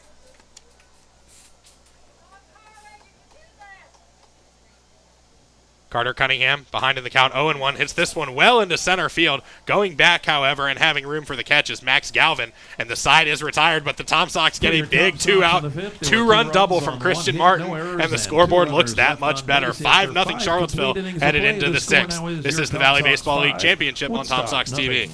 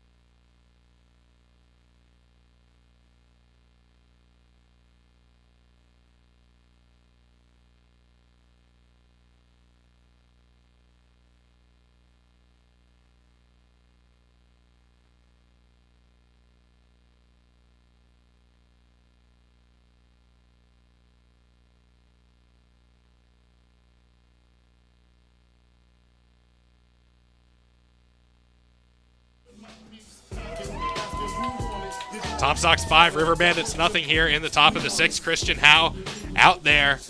Starter still in the game for the Tom Soxes. Pitching with great confidence, and he's set down 10 of the last 11 batters he's faced. Has 3, 4, and 5 come to the plate for Woodstock here as we get into the later stages of this game, and the offense is going to have to get going for the River Bandits, trailing 5-0 here in the top of the 6th. Called strike at the knees to Jack Spike, and it's 0-1. Again, consistency from the mound, consistency defensively, consistency offensively for the Tom Sox. The 0-1 is swung on and missed by Spike, and Howe, along with Christian Martin, probably co-players of the game to this point. The 0-2 is a check swing. Did he go? No, says first base umpire William Gallant.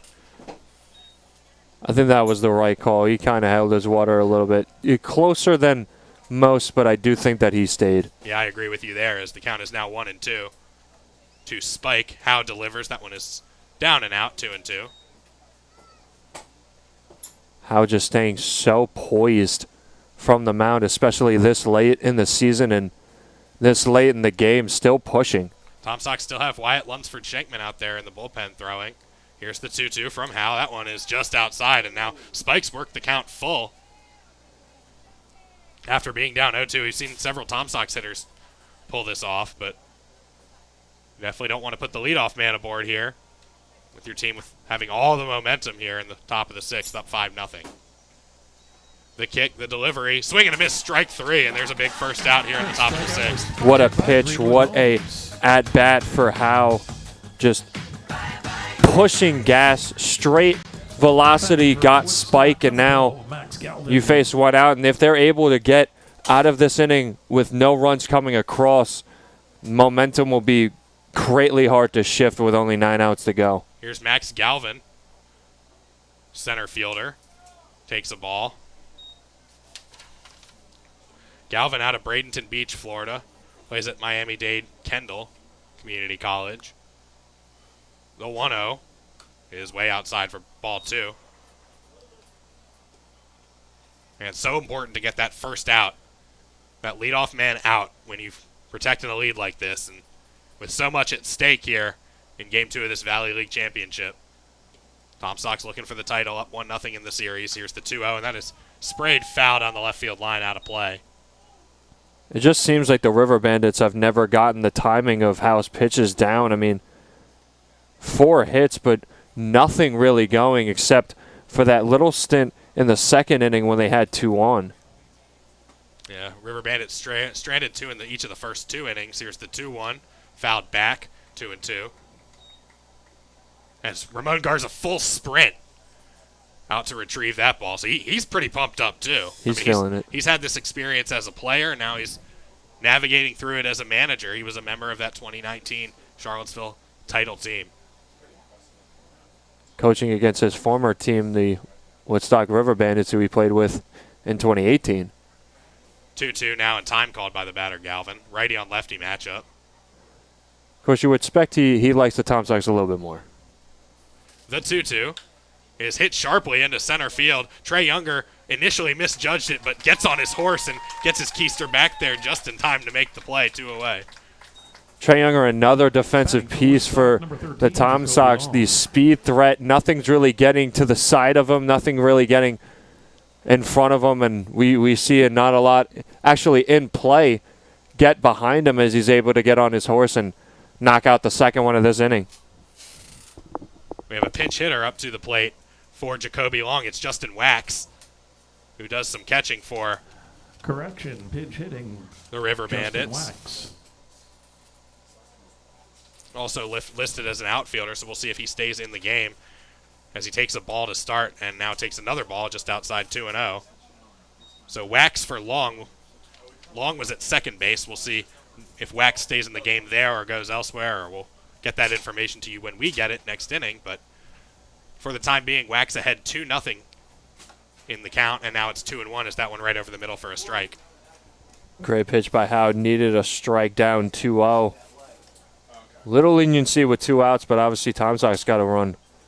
Or 2 with 2 outs. This one, the 2-1 is a fastball hit foul high and out of play. 2-2. The count is even. That foul ball was sponsored by the Newhouse Company. Just fending off the comeback. Tom Sox haven't scored 0 runs since the first inning, and it's been all zeros for the River Bandits. The 2-2 fouled again out by Wax, who comes from Pembroke Pines, Florida. Plays his college ball just a stone's throw away at Nova Southeastern in Davie, Florida, all in Broward County.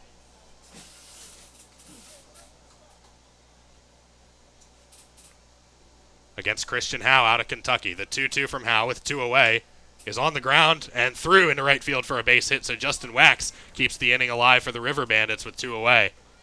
Good contact. River Bandits needed that, put it right in the gap between Martin and Wagner, streaking out to spikes in right field. Really needed that base runner, trying to get 2 out runs a la the Tom Sox in the 5th inning, and now in the 6th, the River Bandits are trying to get something rolling. Now, to borrow a football term, this is a 2-possession game, if you will. If the River Bandits load the bases and hit a home run, you're still ahead. If you're the Tom Sox, it's a 5-0 lead, but definitely don't want to give them any sense of hope here as Jake Lysette, the first baseman, digs in. He's got a single to his credit already, and that one misses down and out. It's been put out both at bats, so finding contact. Not a lot of batters are seeing consistent contact for the River Bandits at all. 1-0 the count, now 2-0. That one down and in. As Justin Wax, the runner on first, following the pinch hit 2-out single here in the top of the 6th. With the Tom Sox up 5-0 over Woodstock with all the momentum. But behind in the count now, Christian Howe.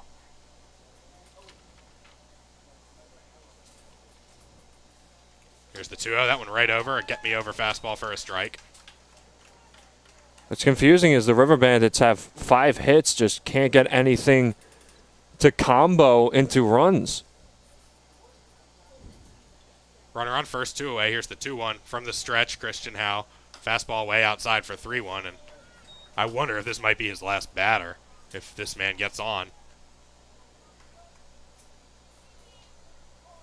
Looks like they're kind of moving towards that, but Howe still has a shot to put the second strike on. Here's the 3-1. Big lead for the runner. That was over the inner half for a called strike as the batter thought he had drawn ball 4, but he will have to see a payoff pitch, and now the runner will be taking off here on a 3-2 count with 2 outs.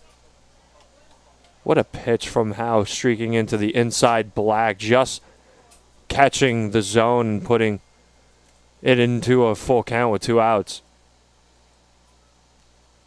The payoff. Howe kicks, fires. This one is in the air, over the infield. Who wants it? It's the second baseman, Christian Martin. And the Tom Sox work around the 2-out single and keep the River Bandits off the scoreboard. We go to the bottom of the 6th. Tom Sox 5, Woodstock 0. This is the Valley Baseball League Championship on Tom Sox TV.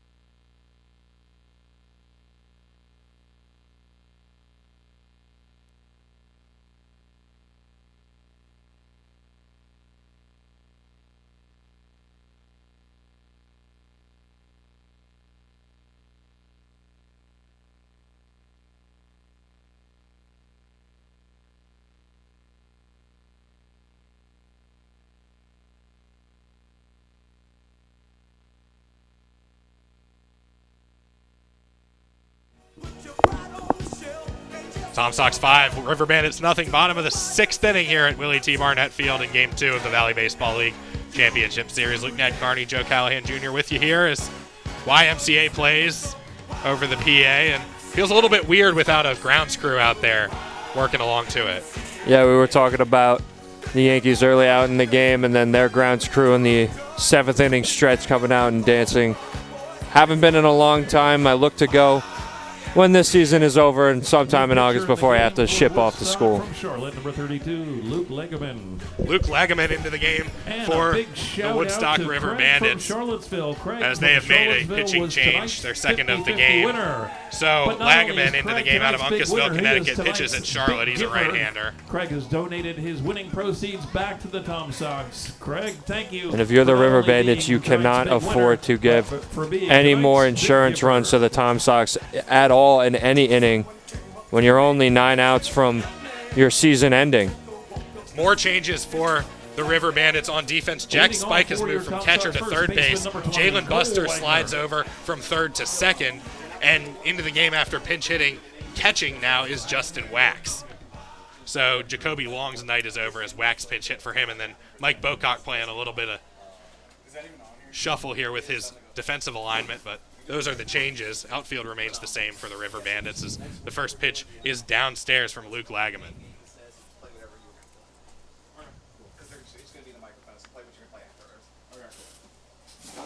1-0 to Cole Wagner, who has been hit twice tonight as he sprays that one foul down the first base side.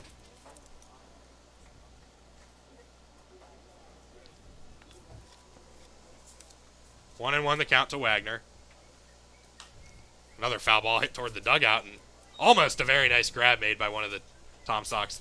That was actually Garrett Spikes, his college teammate, who hopped over the wall of the dugout to pick up that ball. Spikes, by the way, is fourth due up in this inning. Actually, third due up in this inning, so he will bat. He's got a helmet on. The 1-2 to Wagner, swing and a miss, strike three, and the inning starts positively for the big right-hander from Charlotte, Luke Legeman. Never had a liner on that fastball. Great pitch to start off the outing for Legeman, but Tom Sox are still up big, and he has a tough task to fend off this red-hot offense.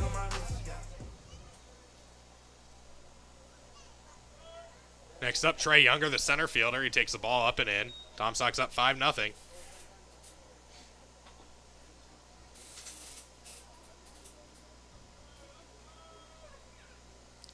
One and 0 the count now. Hit on the ground. Couple of hops to third. Jack Spike, quick test there in the infield. He gets it over to first, where a nice play is made by Lysette to put the tag down, and there's 2 away. And the ball will find you out in the field as Jack Spike up to the challenge. 2 away in the 6th.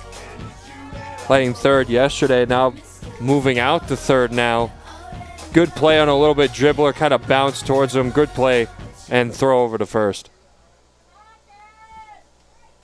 Spikes, who had a solo home run back in the 3rd inning, off of Kellen Hoover, the Woodstock starter, bats with nobody on and 2 outs here in the bottom of the 6th, and takes a ball upstairs. Now from the windup, Legeman, righty on lefty matchup, delivers a curveball that stays high. You mentioned hit by pitch. He had that home run and then almost got hit by a pitch in the 5th. Ended up grounding out to short. The 2-0 to Spikes outside 3-0. I wonder if they might just continue to pitch around him here, but you got Calvin Alexander, who leads the team in home runs on deck, so Tom Sox ahead 5-0 here in the 6th. 3-0 to Spikes. That one is raked into right field, and that's going to get down in fair territory and get all the way to the wall. Garrett Spikes rounds first, and he is going to cruise into second base with a stand-up 2-out double as he bluffs going to third but stays put. As the Tom Sox did all the damage last inning with 2 outs, we'll see if they can repeat the feat here in the 6th. What productivity that Garrett Spikes has seen himself have in the second half of this season. Obviously itches towards that chip that he illustriously missed out on last year, getting knocked out in the first round of the playoffs, and now back here again on the Tom Sox roster and just showing out here in Game 2. So that keeps the inning alive, and that brings up the aforementioned Calvin Alexander, who bats with a runner on second and 2 away. Righty on righty matchup upstairs, 1-0. Calvin again showing the power in almost every at-bat that he's had today, but hasn't resulted in any hits. Only got a walk. Hits this one high in the air. Foul territory. Giving chase is Justin Wax, and that one will get out of play. I think he did have a single back in the 2nd inning. came around to score. Oh, that's right. Came around to score on that walk by Christian Martin. Now he faces a 1-1 count. He had a moonshot just foul towards where the fire truck used to stay here at CHS. They were called on duty, but still trying to get his 7th out of the park. Alexander out of Florida Southwestern. The 1-1 upstairs, 2-1. Now from the plate, he stares at the man that did put one over the wall in Garrett Spikes, trying to get him home to make more insurance. The 2-1 is outside for ball 3. Gary Albert of State Farm, sponsor of the team this year. Sure would love to see that. So he got a shout out on the social media yesterday as the Tom Sox added to the lead late in the game. The 3-1 to Alexander is hit straight back foul, and it'll be a payoff. That foul ball was sponsored by A&M Maintenance Crew. And when you get so good fighting off into full counts, sometimes you fight into ones that you don't really want to be in, but there nonetheless. Yeah, and you fell off enough pitches, you might get something to drive. Here's the 3-2 as Alexander, no such luck, he swings and misses. And that'll do it for the Tom Sox here in the 6th. They leave Spikes stranded on second, but still hold a healthy 5-0 lead as we move to the late innings. To the 7th we go here at Willie T. Barnett Field. This is the Valley Baseball League Championship on Tom Sox TV.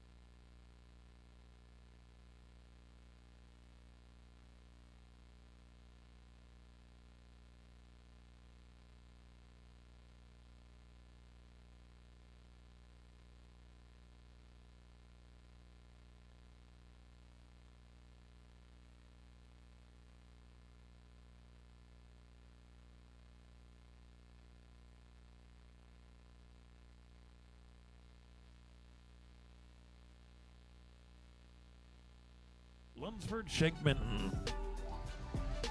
Top of the 7th here in Charlottesville, 5-0 Tom Sox here in Game 2 of the Valley Baseball League Championship. And Wyatt Lunsford Shakeman on to pitch for Charlottesville after 6 fantastic innings from Christian Howe. Lunsford Shakeman, one of the hardest throwers on the team. That's Christian Howe, 6 scoreless. Stranded 5 Woodstock runners and put the Tom Sox in excellent position to claim title number 3 in team history, first since 2019. Both of those back in those years were claimed here at Willie T. Barnett Field, and Tom Sox with a 5-0 lead have 9 more outs to get. And I think somebody simply put it about Wyatt. He throws gas. He throws gas. Grant Sheets goes to Penn State with me, played high school ball with Wyatt Lunsford Shakeman, told me before the season that Wyatt did not throw a curveball until his sophomore year of high school. And it's a dirty one, if that. And he obviously was praised in the middle of the season in a all-star game alternate. That game obviously didn't occur due to weather. What else is new in the Valley League? And he slips in to try to put away the River Bandits and the 3rd championship for the Tom Sox. Wyatt, out of East Carolina, he's a native of Leesburg, Virginia, just outside of the Washington, D.C. area. Pretty close to where the Percival Cannons play, actually.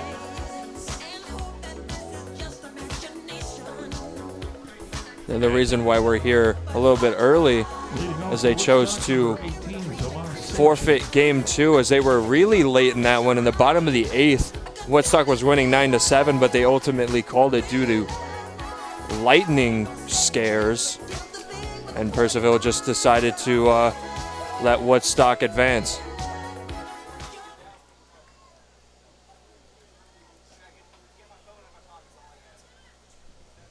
Leading off for Woodstock here against Wyatt Lunsford-Schenkman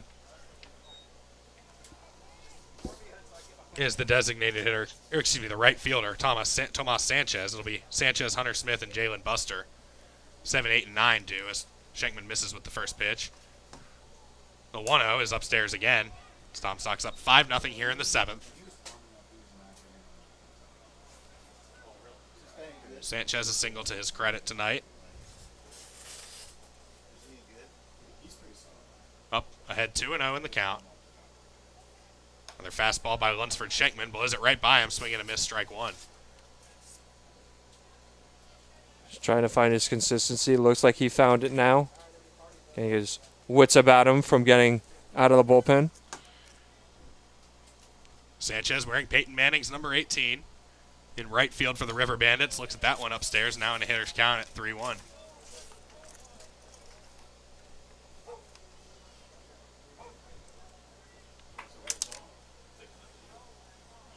Trying to send one past one here. 5-0 Tom Sox here. Hitter's count to the leadoff man Sanchez. Here in the 7th as he swings for the fences on that one and comes up empty now. 3-2. That's how Wyatt works. Takes a little bit to find the strike zone, but once he does, pushes fire straight from the mound, and now he's worked himself back into this count. 3-2. Big 3-2 pitch here. Bases empty. First batter of the 7th inning. The kick, the delivery, curveball, and that one just upstairs. And bummer of a break there for the Tom Sox. That one just outside the strike zone, and Woodstock has its first batter on here in the 7th. Just outside. I thought that cut straight back in. I just mentioned the dirty curveball that Wyatt has and thought it shit back in, and we saw it a little bit early in his outing today, but a walk nonetheless. So designated hitter Hunter Smith to the plate now for Woodstock, as that one is called a strike over the outside corner. And I wonder if that one might have crossed up the umpire a little bit after 5 straight fastballs. Maybe a little, as that one has to be up there in velocity. The 0-1. Wyatt delivers, and that one is by the catcher, Alexander. That's going to allow the runner to trot down to second, so the double play no longer in order. And Tom Sox still have 9 outs to get here in the top of the 7th, even with a 5-0 lead. That's the thing about baseball. No kneel downs. You've got to get every single out. No kneel downs, no four corners offense. No time clock. Seen games end at 9, seen games end at 11. 1-1 the count, now with a runner in scoring position for Hunter Smith. And time called now by the pitcher Lunsford-Schenkman, and with a runner on second, you figure they might change up the signs a little bit as he calls Alexander out. Most likely good play, especially in a championship game. You would see that they've planned out something and has some sort of success with that, and now a counteract from the Tom Sox mound. Top of the 7th, Tom Sox up 5-0, looking for title number 3 in team history. First season was 2015. The 1-1 from Lunsford-Schenkman is on the ground, and he scoops that one up, throws it over to third where they have the runner as dead meat hanging in the butcher shop as tagged out on a 1-5 putout. Lunsford-Schenkman to Moss, and that eliminates Tomas Sanchez off the base pass. The runner, or excuse me, the batter, Hunter Smith, makes it to first, so call it a fielder's choice and a runner on first, 1 out. What a heads-up play to not only snag that behind him, but throw it over to first and get the advancing scoring position runner and staying disciplined to let that single go by. What a great play. First pitch to the 9-hole hitter, Jalen Buster, is upstairs 1-0. And yeah, that ball would have been fielded by Christian Martin and thrown to first for the out, but Lunsford-Schenkman with the quick hands as the runner was gone on contact there. The 1-0 hit foul out of play to the right side. And now that gets the wild pitch that put Sanchez on second to begin with. Yeah, no longer a runner in scoring position as Sanchez had walked on that borderline 3-2 pitch. Now 1-1 the count to Buster, who bats with Smith on first. Tom Sox have a few guys standing up in that bullpen over there, but nobody throwing. As Lunsford-Schenkman misses upstairs, 2-1. Schenkman, again, another pitcher for the Tom Sox, looking poised this far up is a great sight to see this late in the game. 2-1, one away. Top of the 7th as curveball misses upstairs, and Lunsford Shankman in danger of issuing his second walk of the inning. With the top of the Woodstock order coming to the plate. Trying to get his wits about him with those breaking balls, but still pushing the velocity past the River Bandits batters.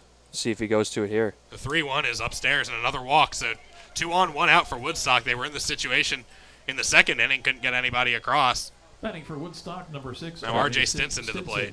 Tried another one with that 1 out and 1 on. Tried to get him to reach on an upstairs ball, but couldn't get anything to him. It's now Alexander, and they'll go for a yeah, we're going to have a legitimate mound visit from the pitching coach here. Still trying to get his wits about him here, right out of the bullpen, gets 1 out, and then now putting 2 on, 1 with a walk, and then obviously that fielder's choice, just trying to stymie any momentum that they can give the River Bandits offense. Quick meeting on the mound, so the next time Tom Sox have a mound visit this inning, if that happens, they will have to make a pitching change. As Stinson bats with 2 men on, first and second, 1 out. Smith on second, Buster on first, following a walk, as that one misses high. He's been attacking the upstairs region of the plate a lot coming out of the bullpen. 1-0 the count to Stinson.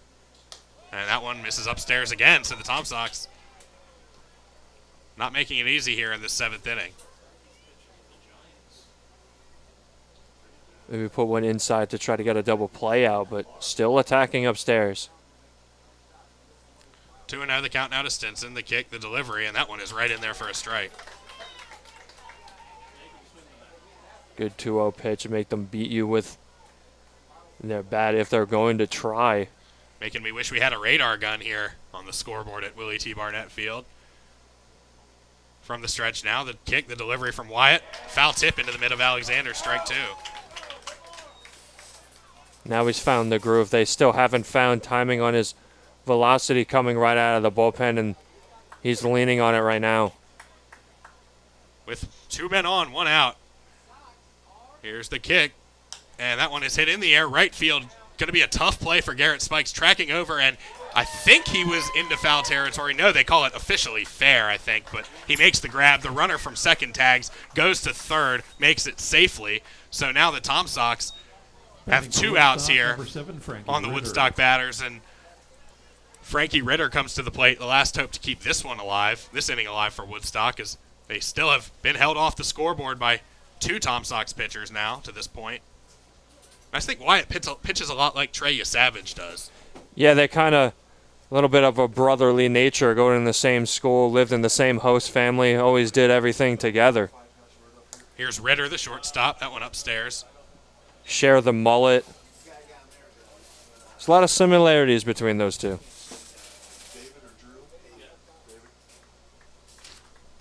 Of course, Jack Billings no longer here, but he had some pretty wild hair too out of Coastal Carolina. Here's the 1-0, and that one is fouled back to the backstop. In attendance today, hit his pitch count, but made the trip back out here to Charlottesville to see his teammates hopefully take out a championship, knock on wood. 1-1 the count to Ritter, 2-hole hitter, shortstop. 2 away, runners on first and third. Lunsford Shankman delivers, misses upstairs. That's where he's missed every time. Trying to get him to maybe, reach for those, but no one's biting. And you definitely don't want to face the middle of the Woodstock order here with runners on base. You'd rather see that in the 8th inning. Is that one blowing outside? 3-1 the count now. Look like he maybe uses the upstairs pitches to try to set up something lower, but not reaching again is Ritter. Jack Spike is on deck, the new third baseman, after doing most of the catching.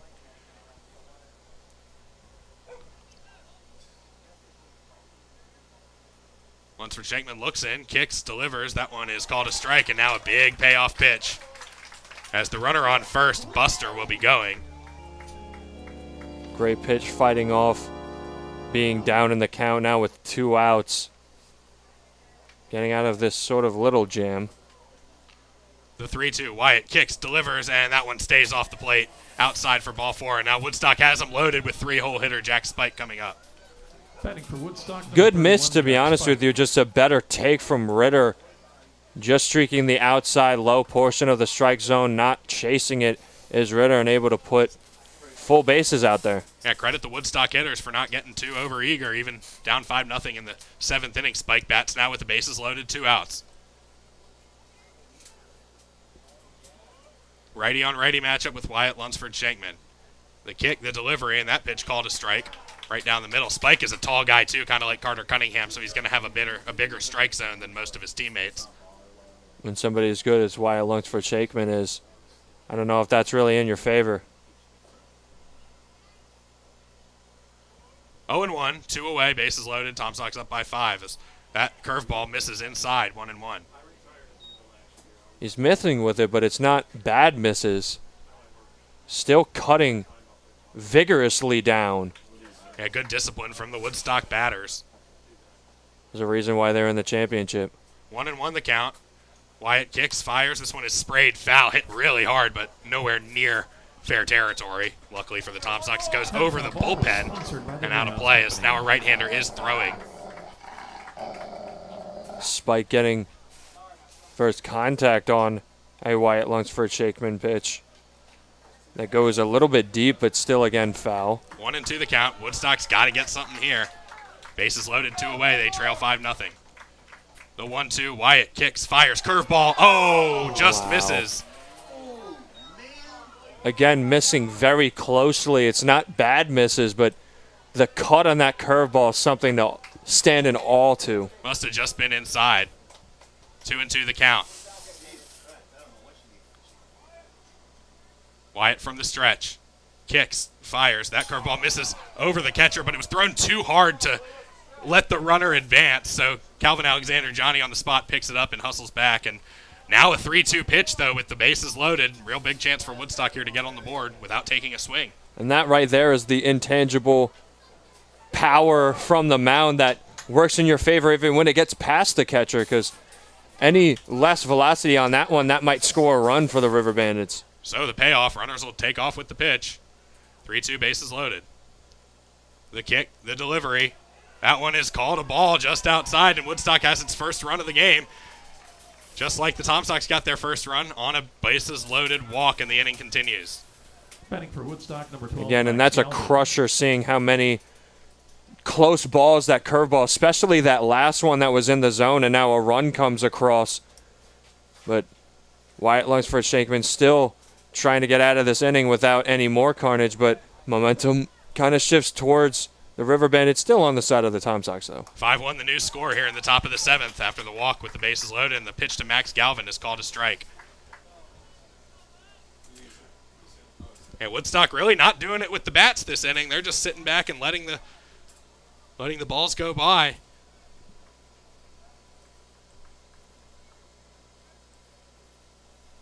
The 0-1. Base is still loaded here for Galvin, who jumps out of the way of that one. I know we talk about taking one for the team, but that one would have stung a lot. Count is even now, 1-1. Might have chipped a hip bone there. Just got away from him. Showing off the velocity still, though. Bases loaded for Woodstock. They've got to run across here in the top of the 7th. 1-1 the count. Lunsford-Shankman misses upstairs again, and you have to wonder how quickly can that right-hander in the bullpen get ready. You're just seeming like is a tail between two halves now, trying to get just one out, and looks like pitchers are just starting to get away from him. Maybe the curveball's just missing or got into his head. Yeah, Tom Sox almost got out of the inning there. Is that one same spot? Misses upstairs, and I mean, Woodstock batters they might as well not even take bats up to the batter's box. He has to put something with a lot of velocity down the middle now, or somewhere in the zone. He delivers, and there's a swing and a miss for strike 2, so we'll do another 3-2 pitch. Tom Sox need to get out of this inning here with no further damage. It's 5-1, but momentum all with the River Bandits now. Good job, but still can't have a reach ball. Has to put it in the zone. The 3-2. Upstairs for ball 4. Deja vu. And Woodstock, which has done absolutely nothing on offense this entire game, somehow has 2 runs. And now here comes Ramon Garza, and that'll do it for Lunsford Shakeman. Just had such consistency in the beginning of his outing. Kind of took a tail off of that one, especially after that missed curveball to Spike, and then put up 2 straight walks with loaded bases, and actually 3 straight walks if you count Ritter's without loaded bases, and now 2 runs come across just because of close calls at the mound. Behind the third base bleachers. Tom Sox making a pitching change, going to the bullpen.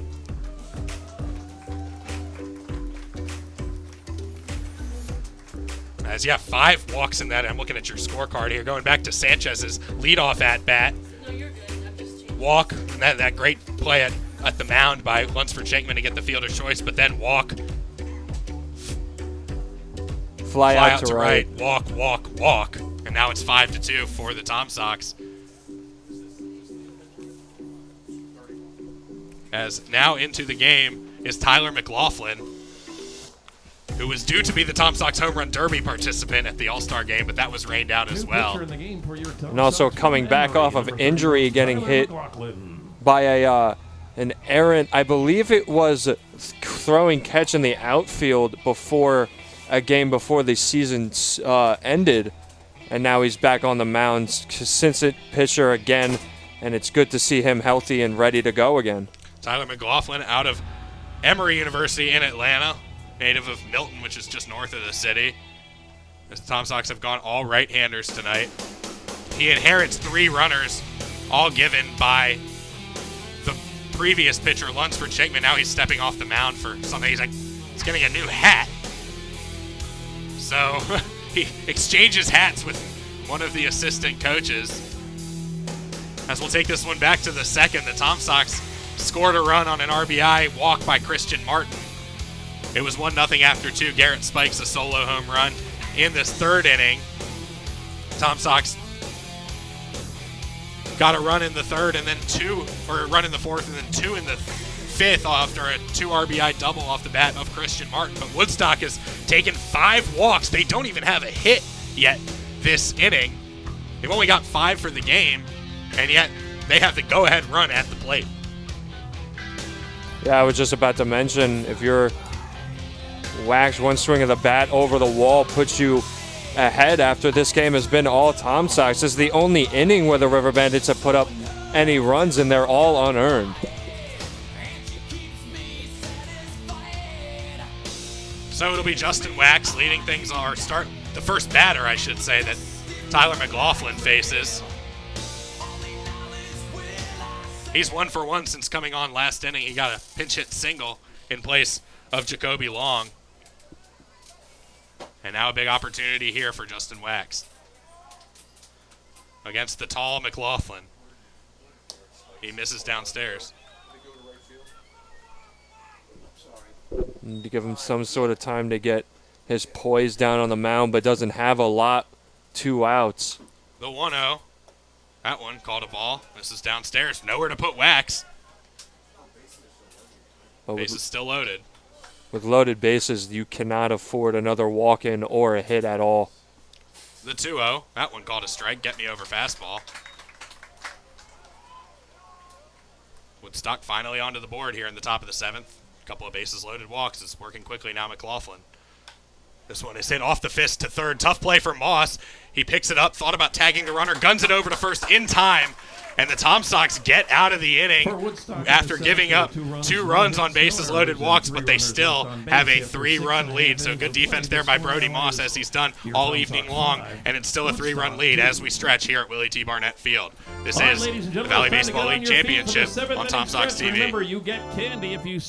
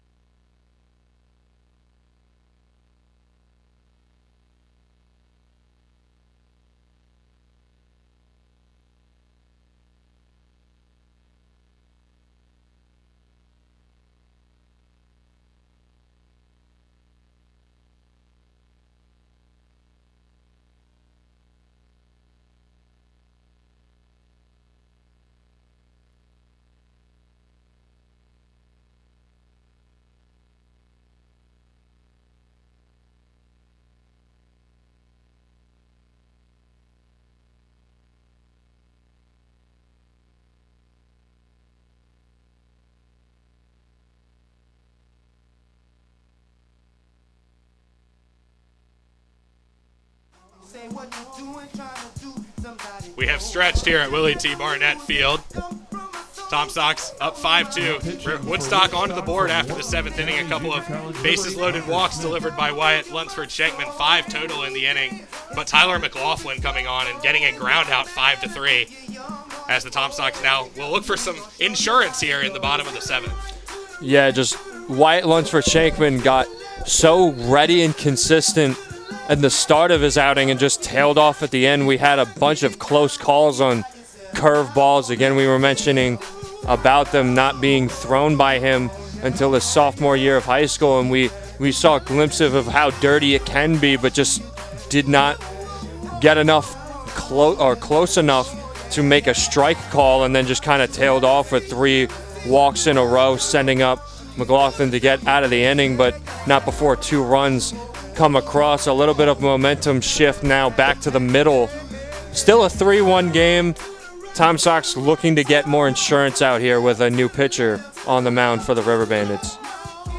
So the Tom Sox leading 5-2 will face Hunter Smith, who's into the game, going from designated hitter to pitcher. So the River Bandits will lose the designated hitter for the rest of the game, but we will assume that Hunter Smith will stay into bat even as a pitcher as the throw goes down to second. And Logan Amos leads things off 7-8-9. Tom Sox bottom of the order. For most teams, that's what you want to face, but for the Tom Sox, that's been the more dangerous part of the order tonight.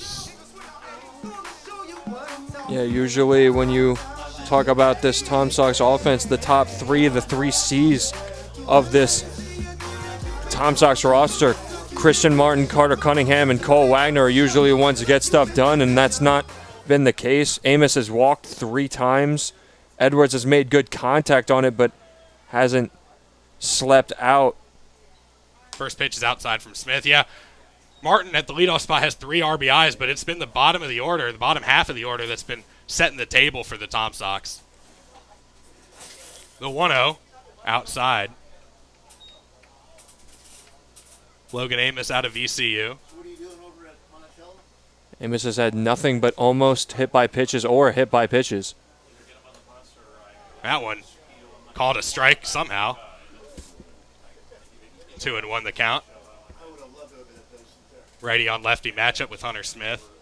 Smith pitched in game 1 of the aborted doubleheader due to rain back on the 16th. That one downstairs. Yeah, in that game, he also came in from the designated hitter spot. 3-1 the count now to Logan Amos. And now a ball upstairs, and Tom Sox get their leadoff hitter on with a walk. And now Kyle Edwards at the plate. Amos has yet to have to swing the bat at all today, as he's been walked twice. First one almost hit by a pitch, and then sandwiched it in with 2 that did make contact, and now bringing up Kyle Edwards, who's made great contact on the ball all game, but fly out to left, fly out to right, and then a line out straight at the third baseman leaves him hitless. Edwards takes a strike over the outer half, 0-1.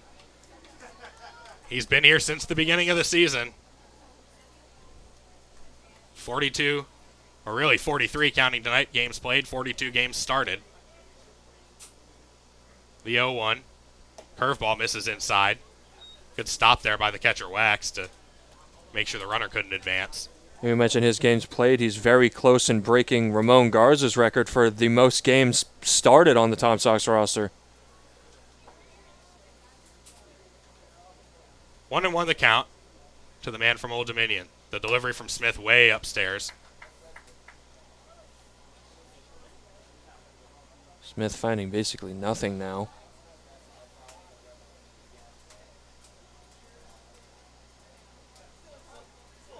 Brody Moss on deck, then the top of the lineup, Christian Martin. 2-1 the count to Edwards. And that one buzzes the tower, and now it's 3-1. So Smith having some trouble finding the strike zone, just like Lunsford-Shankman did in the previous inning. Tom Sox would love to get those 2 runs back that they surrendered on bases loaded walks. We've had 3 bases loaded walks between the teams this evening. The 3-1 is raked out to left field. Pretty well hit. Stinson coming over, and he is able to make a running catch. Nice job there by the left fielder for Woodstock, and there's one away. Just such a frustrating night for Edwards. I mean, we were talking about in the beginning of the game that he was close to that being struck out record, and now 4 straight contact hits in play just right at the fielders of the River Bandits. Never put him on base. Yep, that's going back to the second inning, that's the 4th time he's hit the ball solidly, and all he's got to show for it is a big donut in the hit column. With 1 out, here's Brody Moss. That one called a strike over the outer half. And someone that usually doesn't have that much productivity from the plate. Moss has 2 singles and then his patented walk here in this game, so kind of a flip. The 0-1 is over for a strike. Brody Moss has been busy at the hot corner tonight.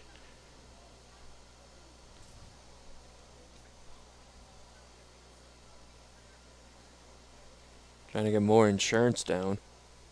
The 0-2 to Moss, swing and a miss, strike 3 as Hunter Smith has bounced back nicely following that leadoff walk to Logan Amos, but now he's got to contend with the top of the Tom Sox order as Christian Martin strolls to the plate.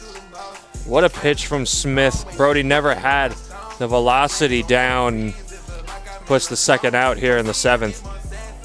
Christian Martin, last time he came up to the plate was with the bases loaded and 2 away in the 5th, and he delivered a double to right center, which gave the Tom Sox a 5-0 lead. Woodstock's cut into it here in the 7th, but Tom Sox looking to get some insurance. That one is inside as Martin doubles out of the way. It's 1-0.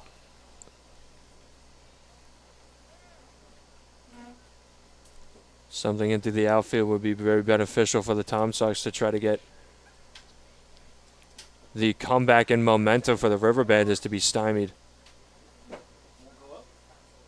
Tom Sox champions in 2017 and 2019. Both of those came against the Strasburg Express.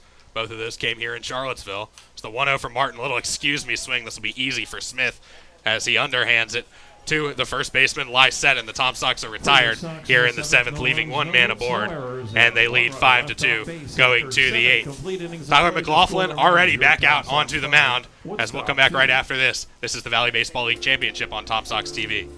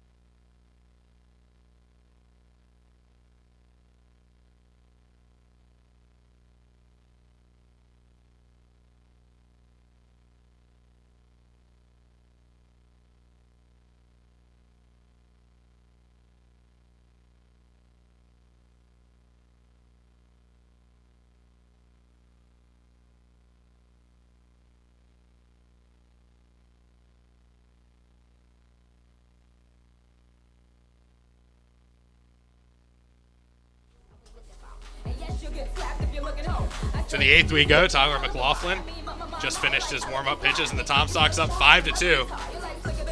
After giving up 2 to the River Bandits in the 7th inning, look to have a quiet 8th inning as leading off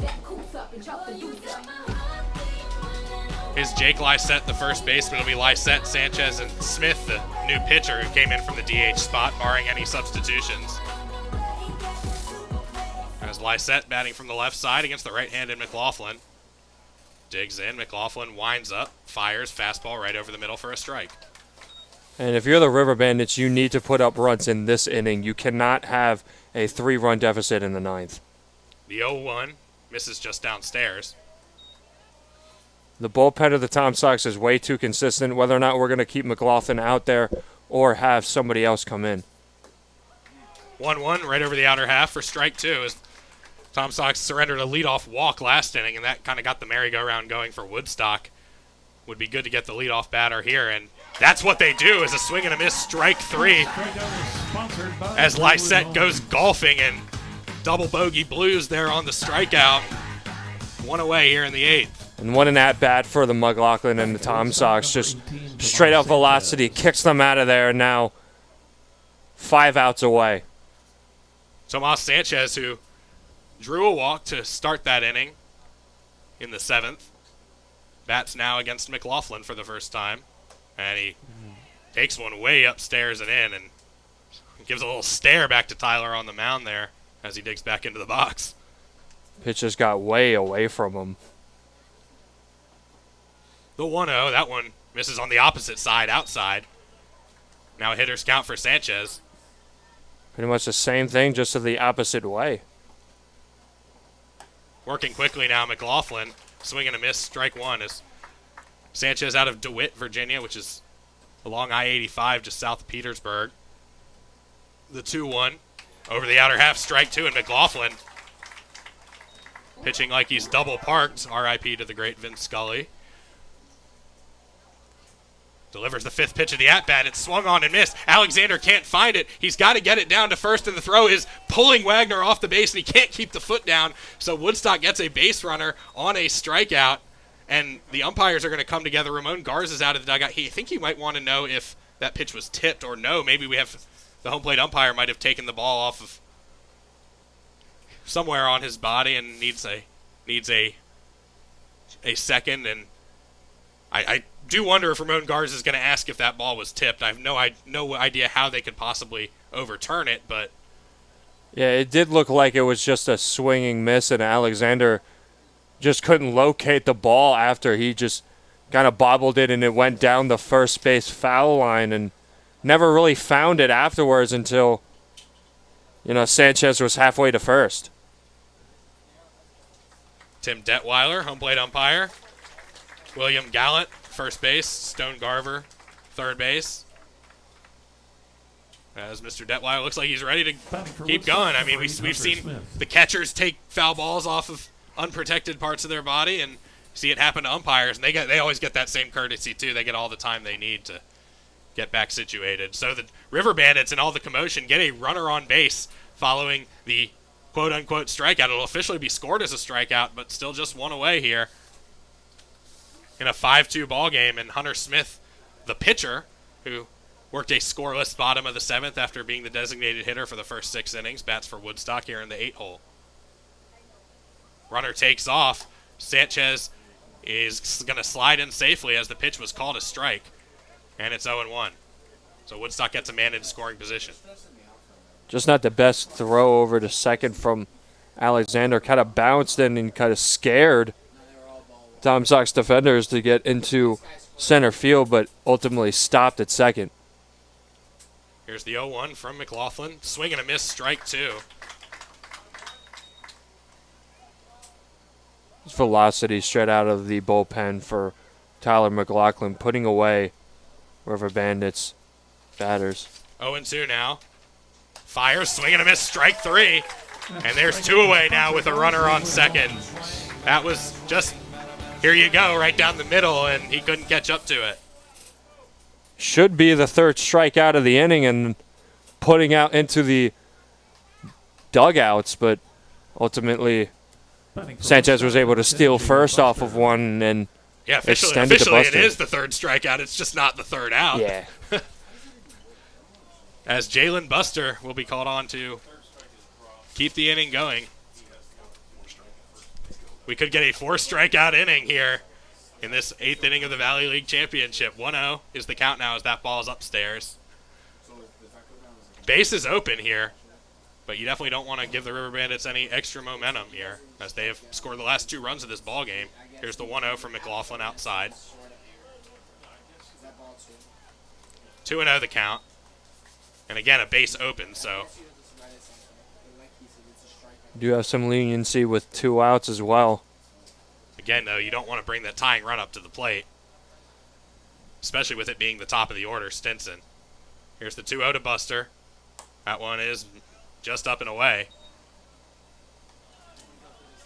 And we'll see what McLaughlin does here.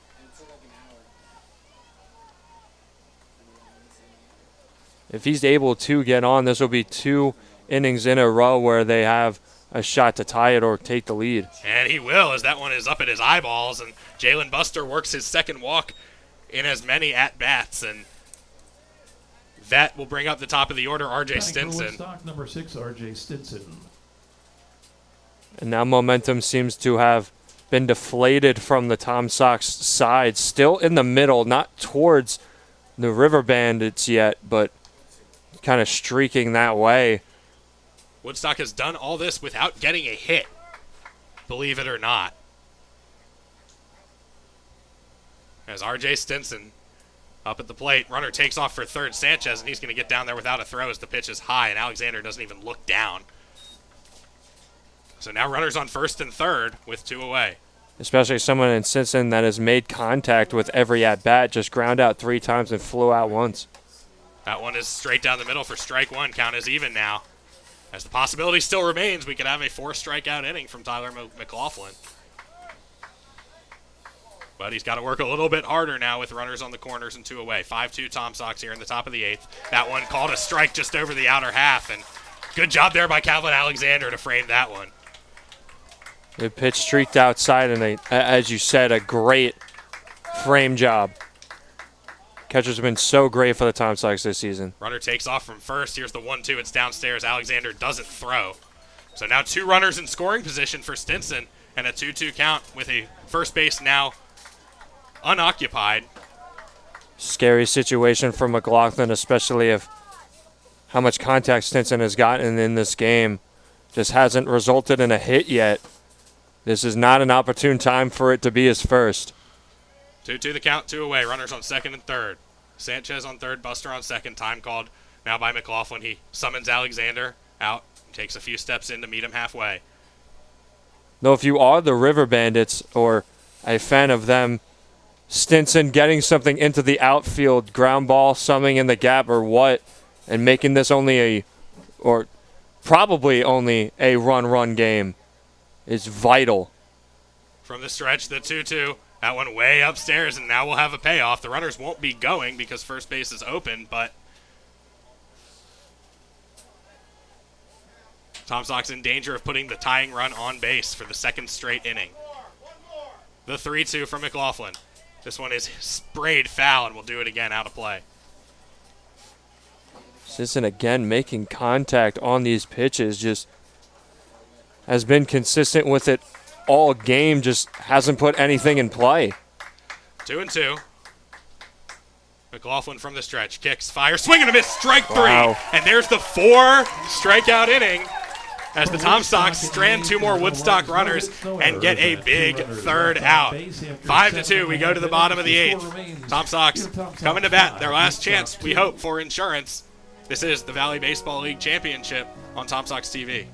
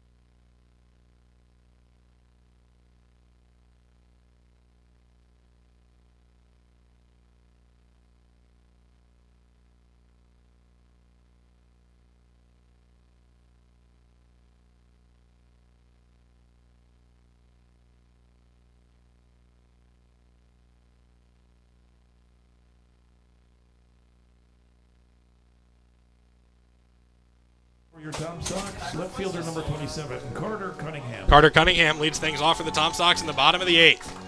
5-2 Tom Sox as they have what we hope will be their last at-bat of this 2022 Valley Baseball League season. They lead the series 1-0 with a 7-1 win in Woodstock yesterday.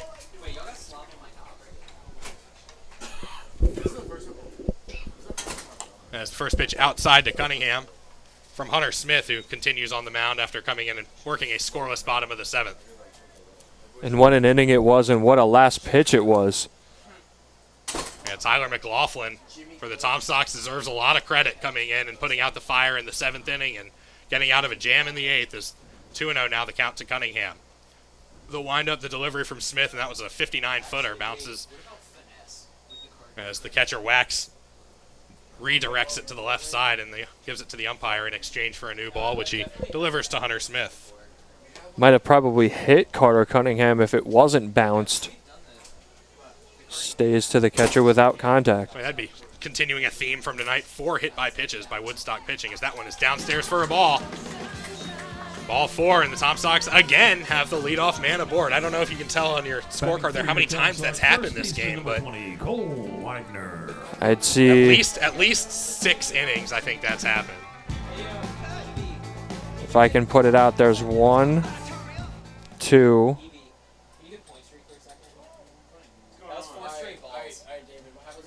It looks like 5. 5 innings as the first pitch is in the dirt. It nearly kicks and bounces over the backstop, but it just stays in play. And going down to second base is Carter Cunningham. Tom Sox have a man in scoring position with Cole Wagner new up to the plate and now ahead in the count 1-0. And when you talk about what is vital for the River Bandits comeback, what's vital for the River Bandits defensively right now is not making any runs come across the plate right now, because that would ultimately make it such a Cinderella story that I don't even know if they put the pen to the paper with that one. Cole Wagner ahead in the count 1-0. 5-2, Tom Sox in front. Cunningham on second as Wagner takes a ball.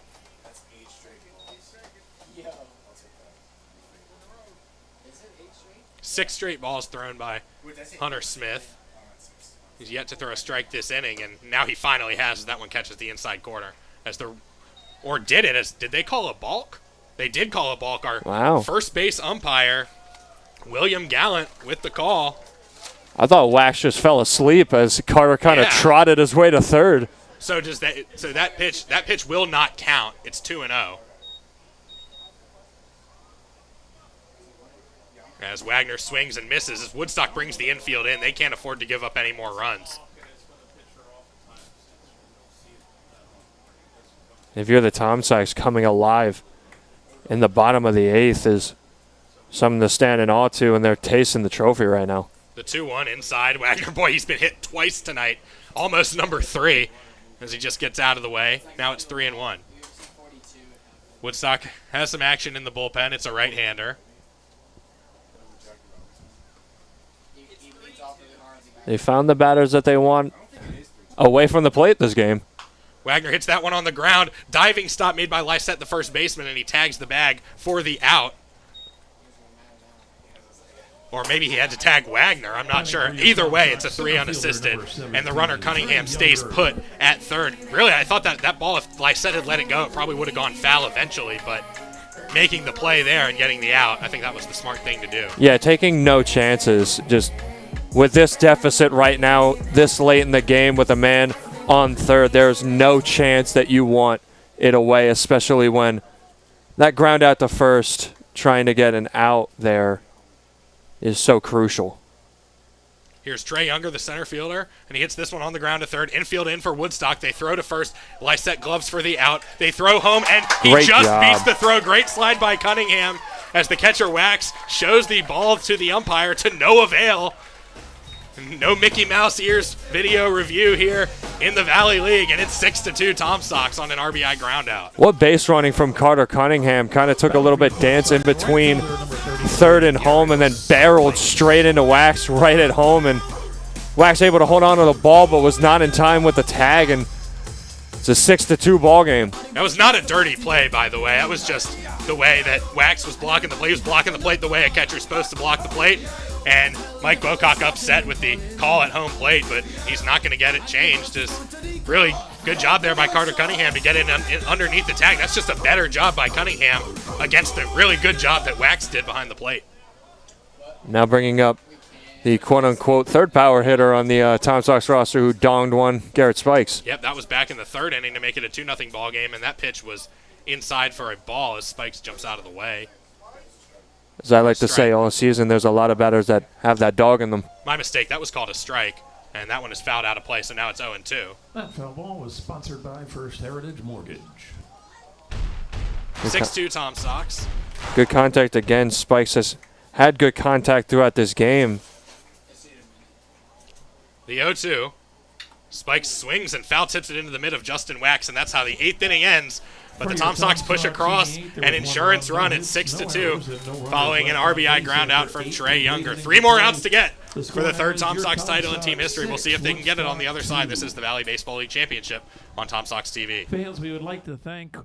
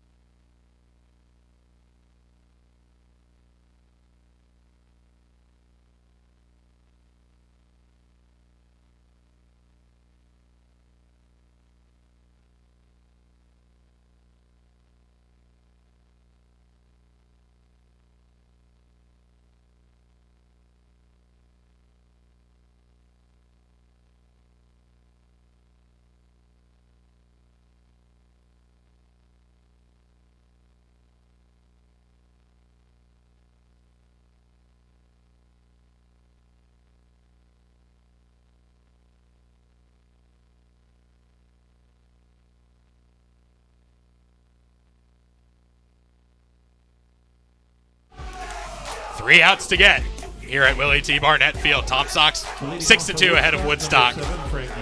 Looking for their third Valley Baseball League title in team history, and Tyler McLaughlin on to close it out, facing 2, 3, and 4, the heaviest hitters of the Woodstock lineup. Luke Ned Carney, Joe Callahan Jr. bringing this one to you on Tom Sox TV for the final time this year. If there's a Game 3, it will be up in Woodstock tomorrow night at 7, as the first pitch to Frankie Ritter from McLaughlin buzzes the tower and sends Ritter running halfway up the third baseline as he gets out of the way. Looked like a swarm of bees was after him. As McLaughlin now still working quickly, swing and miss from Ritter. Tyler McLaughlin wants to get out home and get the trophy in his hands. The 1-1 misses up and in again, and you can tell after that insurance run, all the Tom Sox revved up. They've got somebody out in the bullpen just kind of stretching just in case. The 2-1 on the ground slowly to Cole Wagner. He got a poor read on it, but he scoops it up and is able to make the play unassisted. 1 away, and the Tom Sox need 2 more. What great pitching from McLaughlin since he stepped on the mound. Strikeout, but he stole first. Strikeout, only a walk, and then another strikeout, now a ground ball to first. What a consistent outing from the clutch performance of Tyler McLaughlin. Strike to Jack Spike, who's at third base after catching for the first 6 innings, 0-1. McLaughlin now back on the rubber, and that one fouled off on a fastball, 0-2. It just seems like all momentum has deflated out of Woodstock, 6-2, down in the 9th. The 0-2, swing and a miss, strike 3, and the Tom Sox are 1 out away. What a pitch. What a season. And it's all down to this.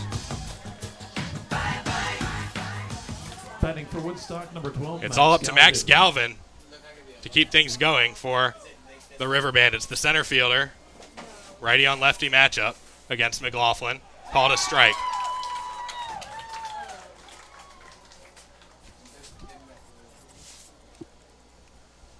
The 0-1.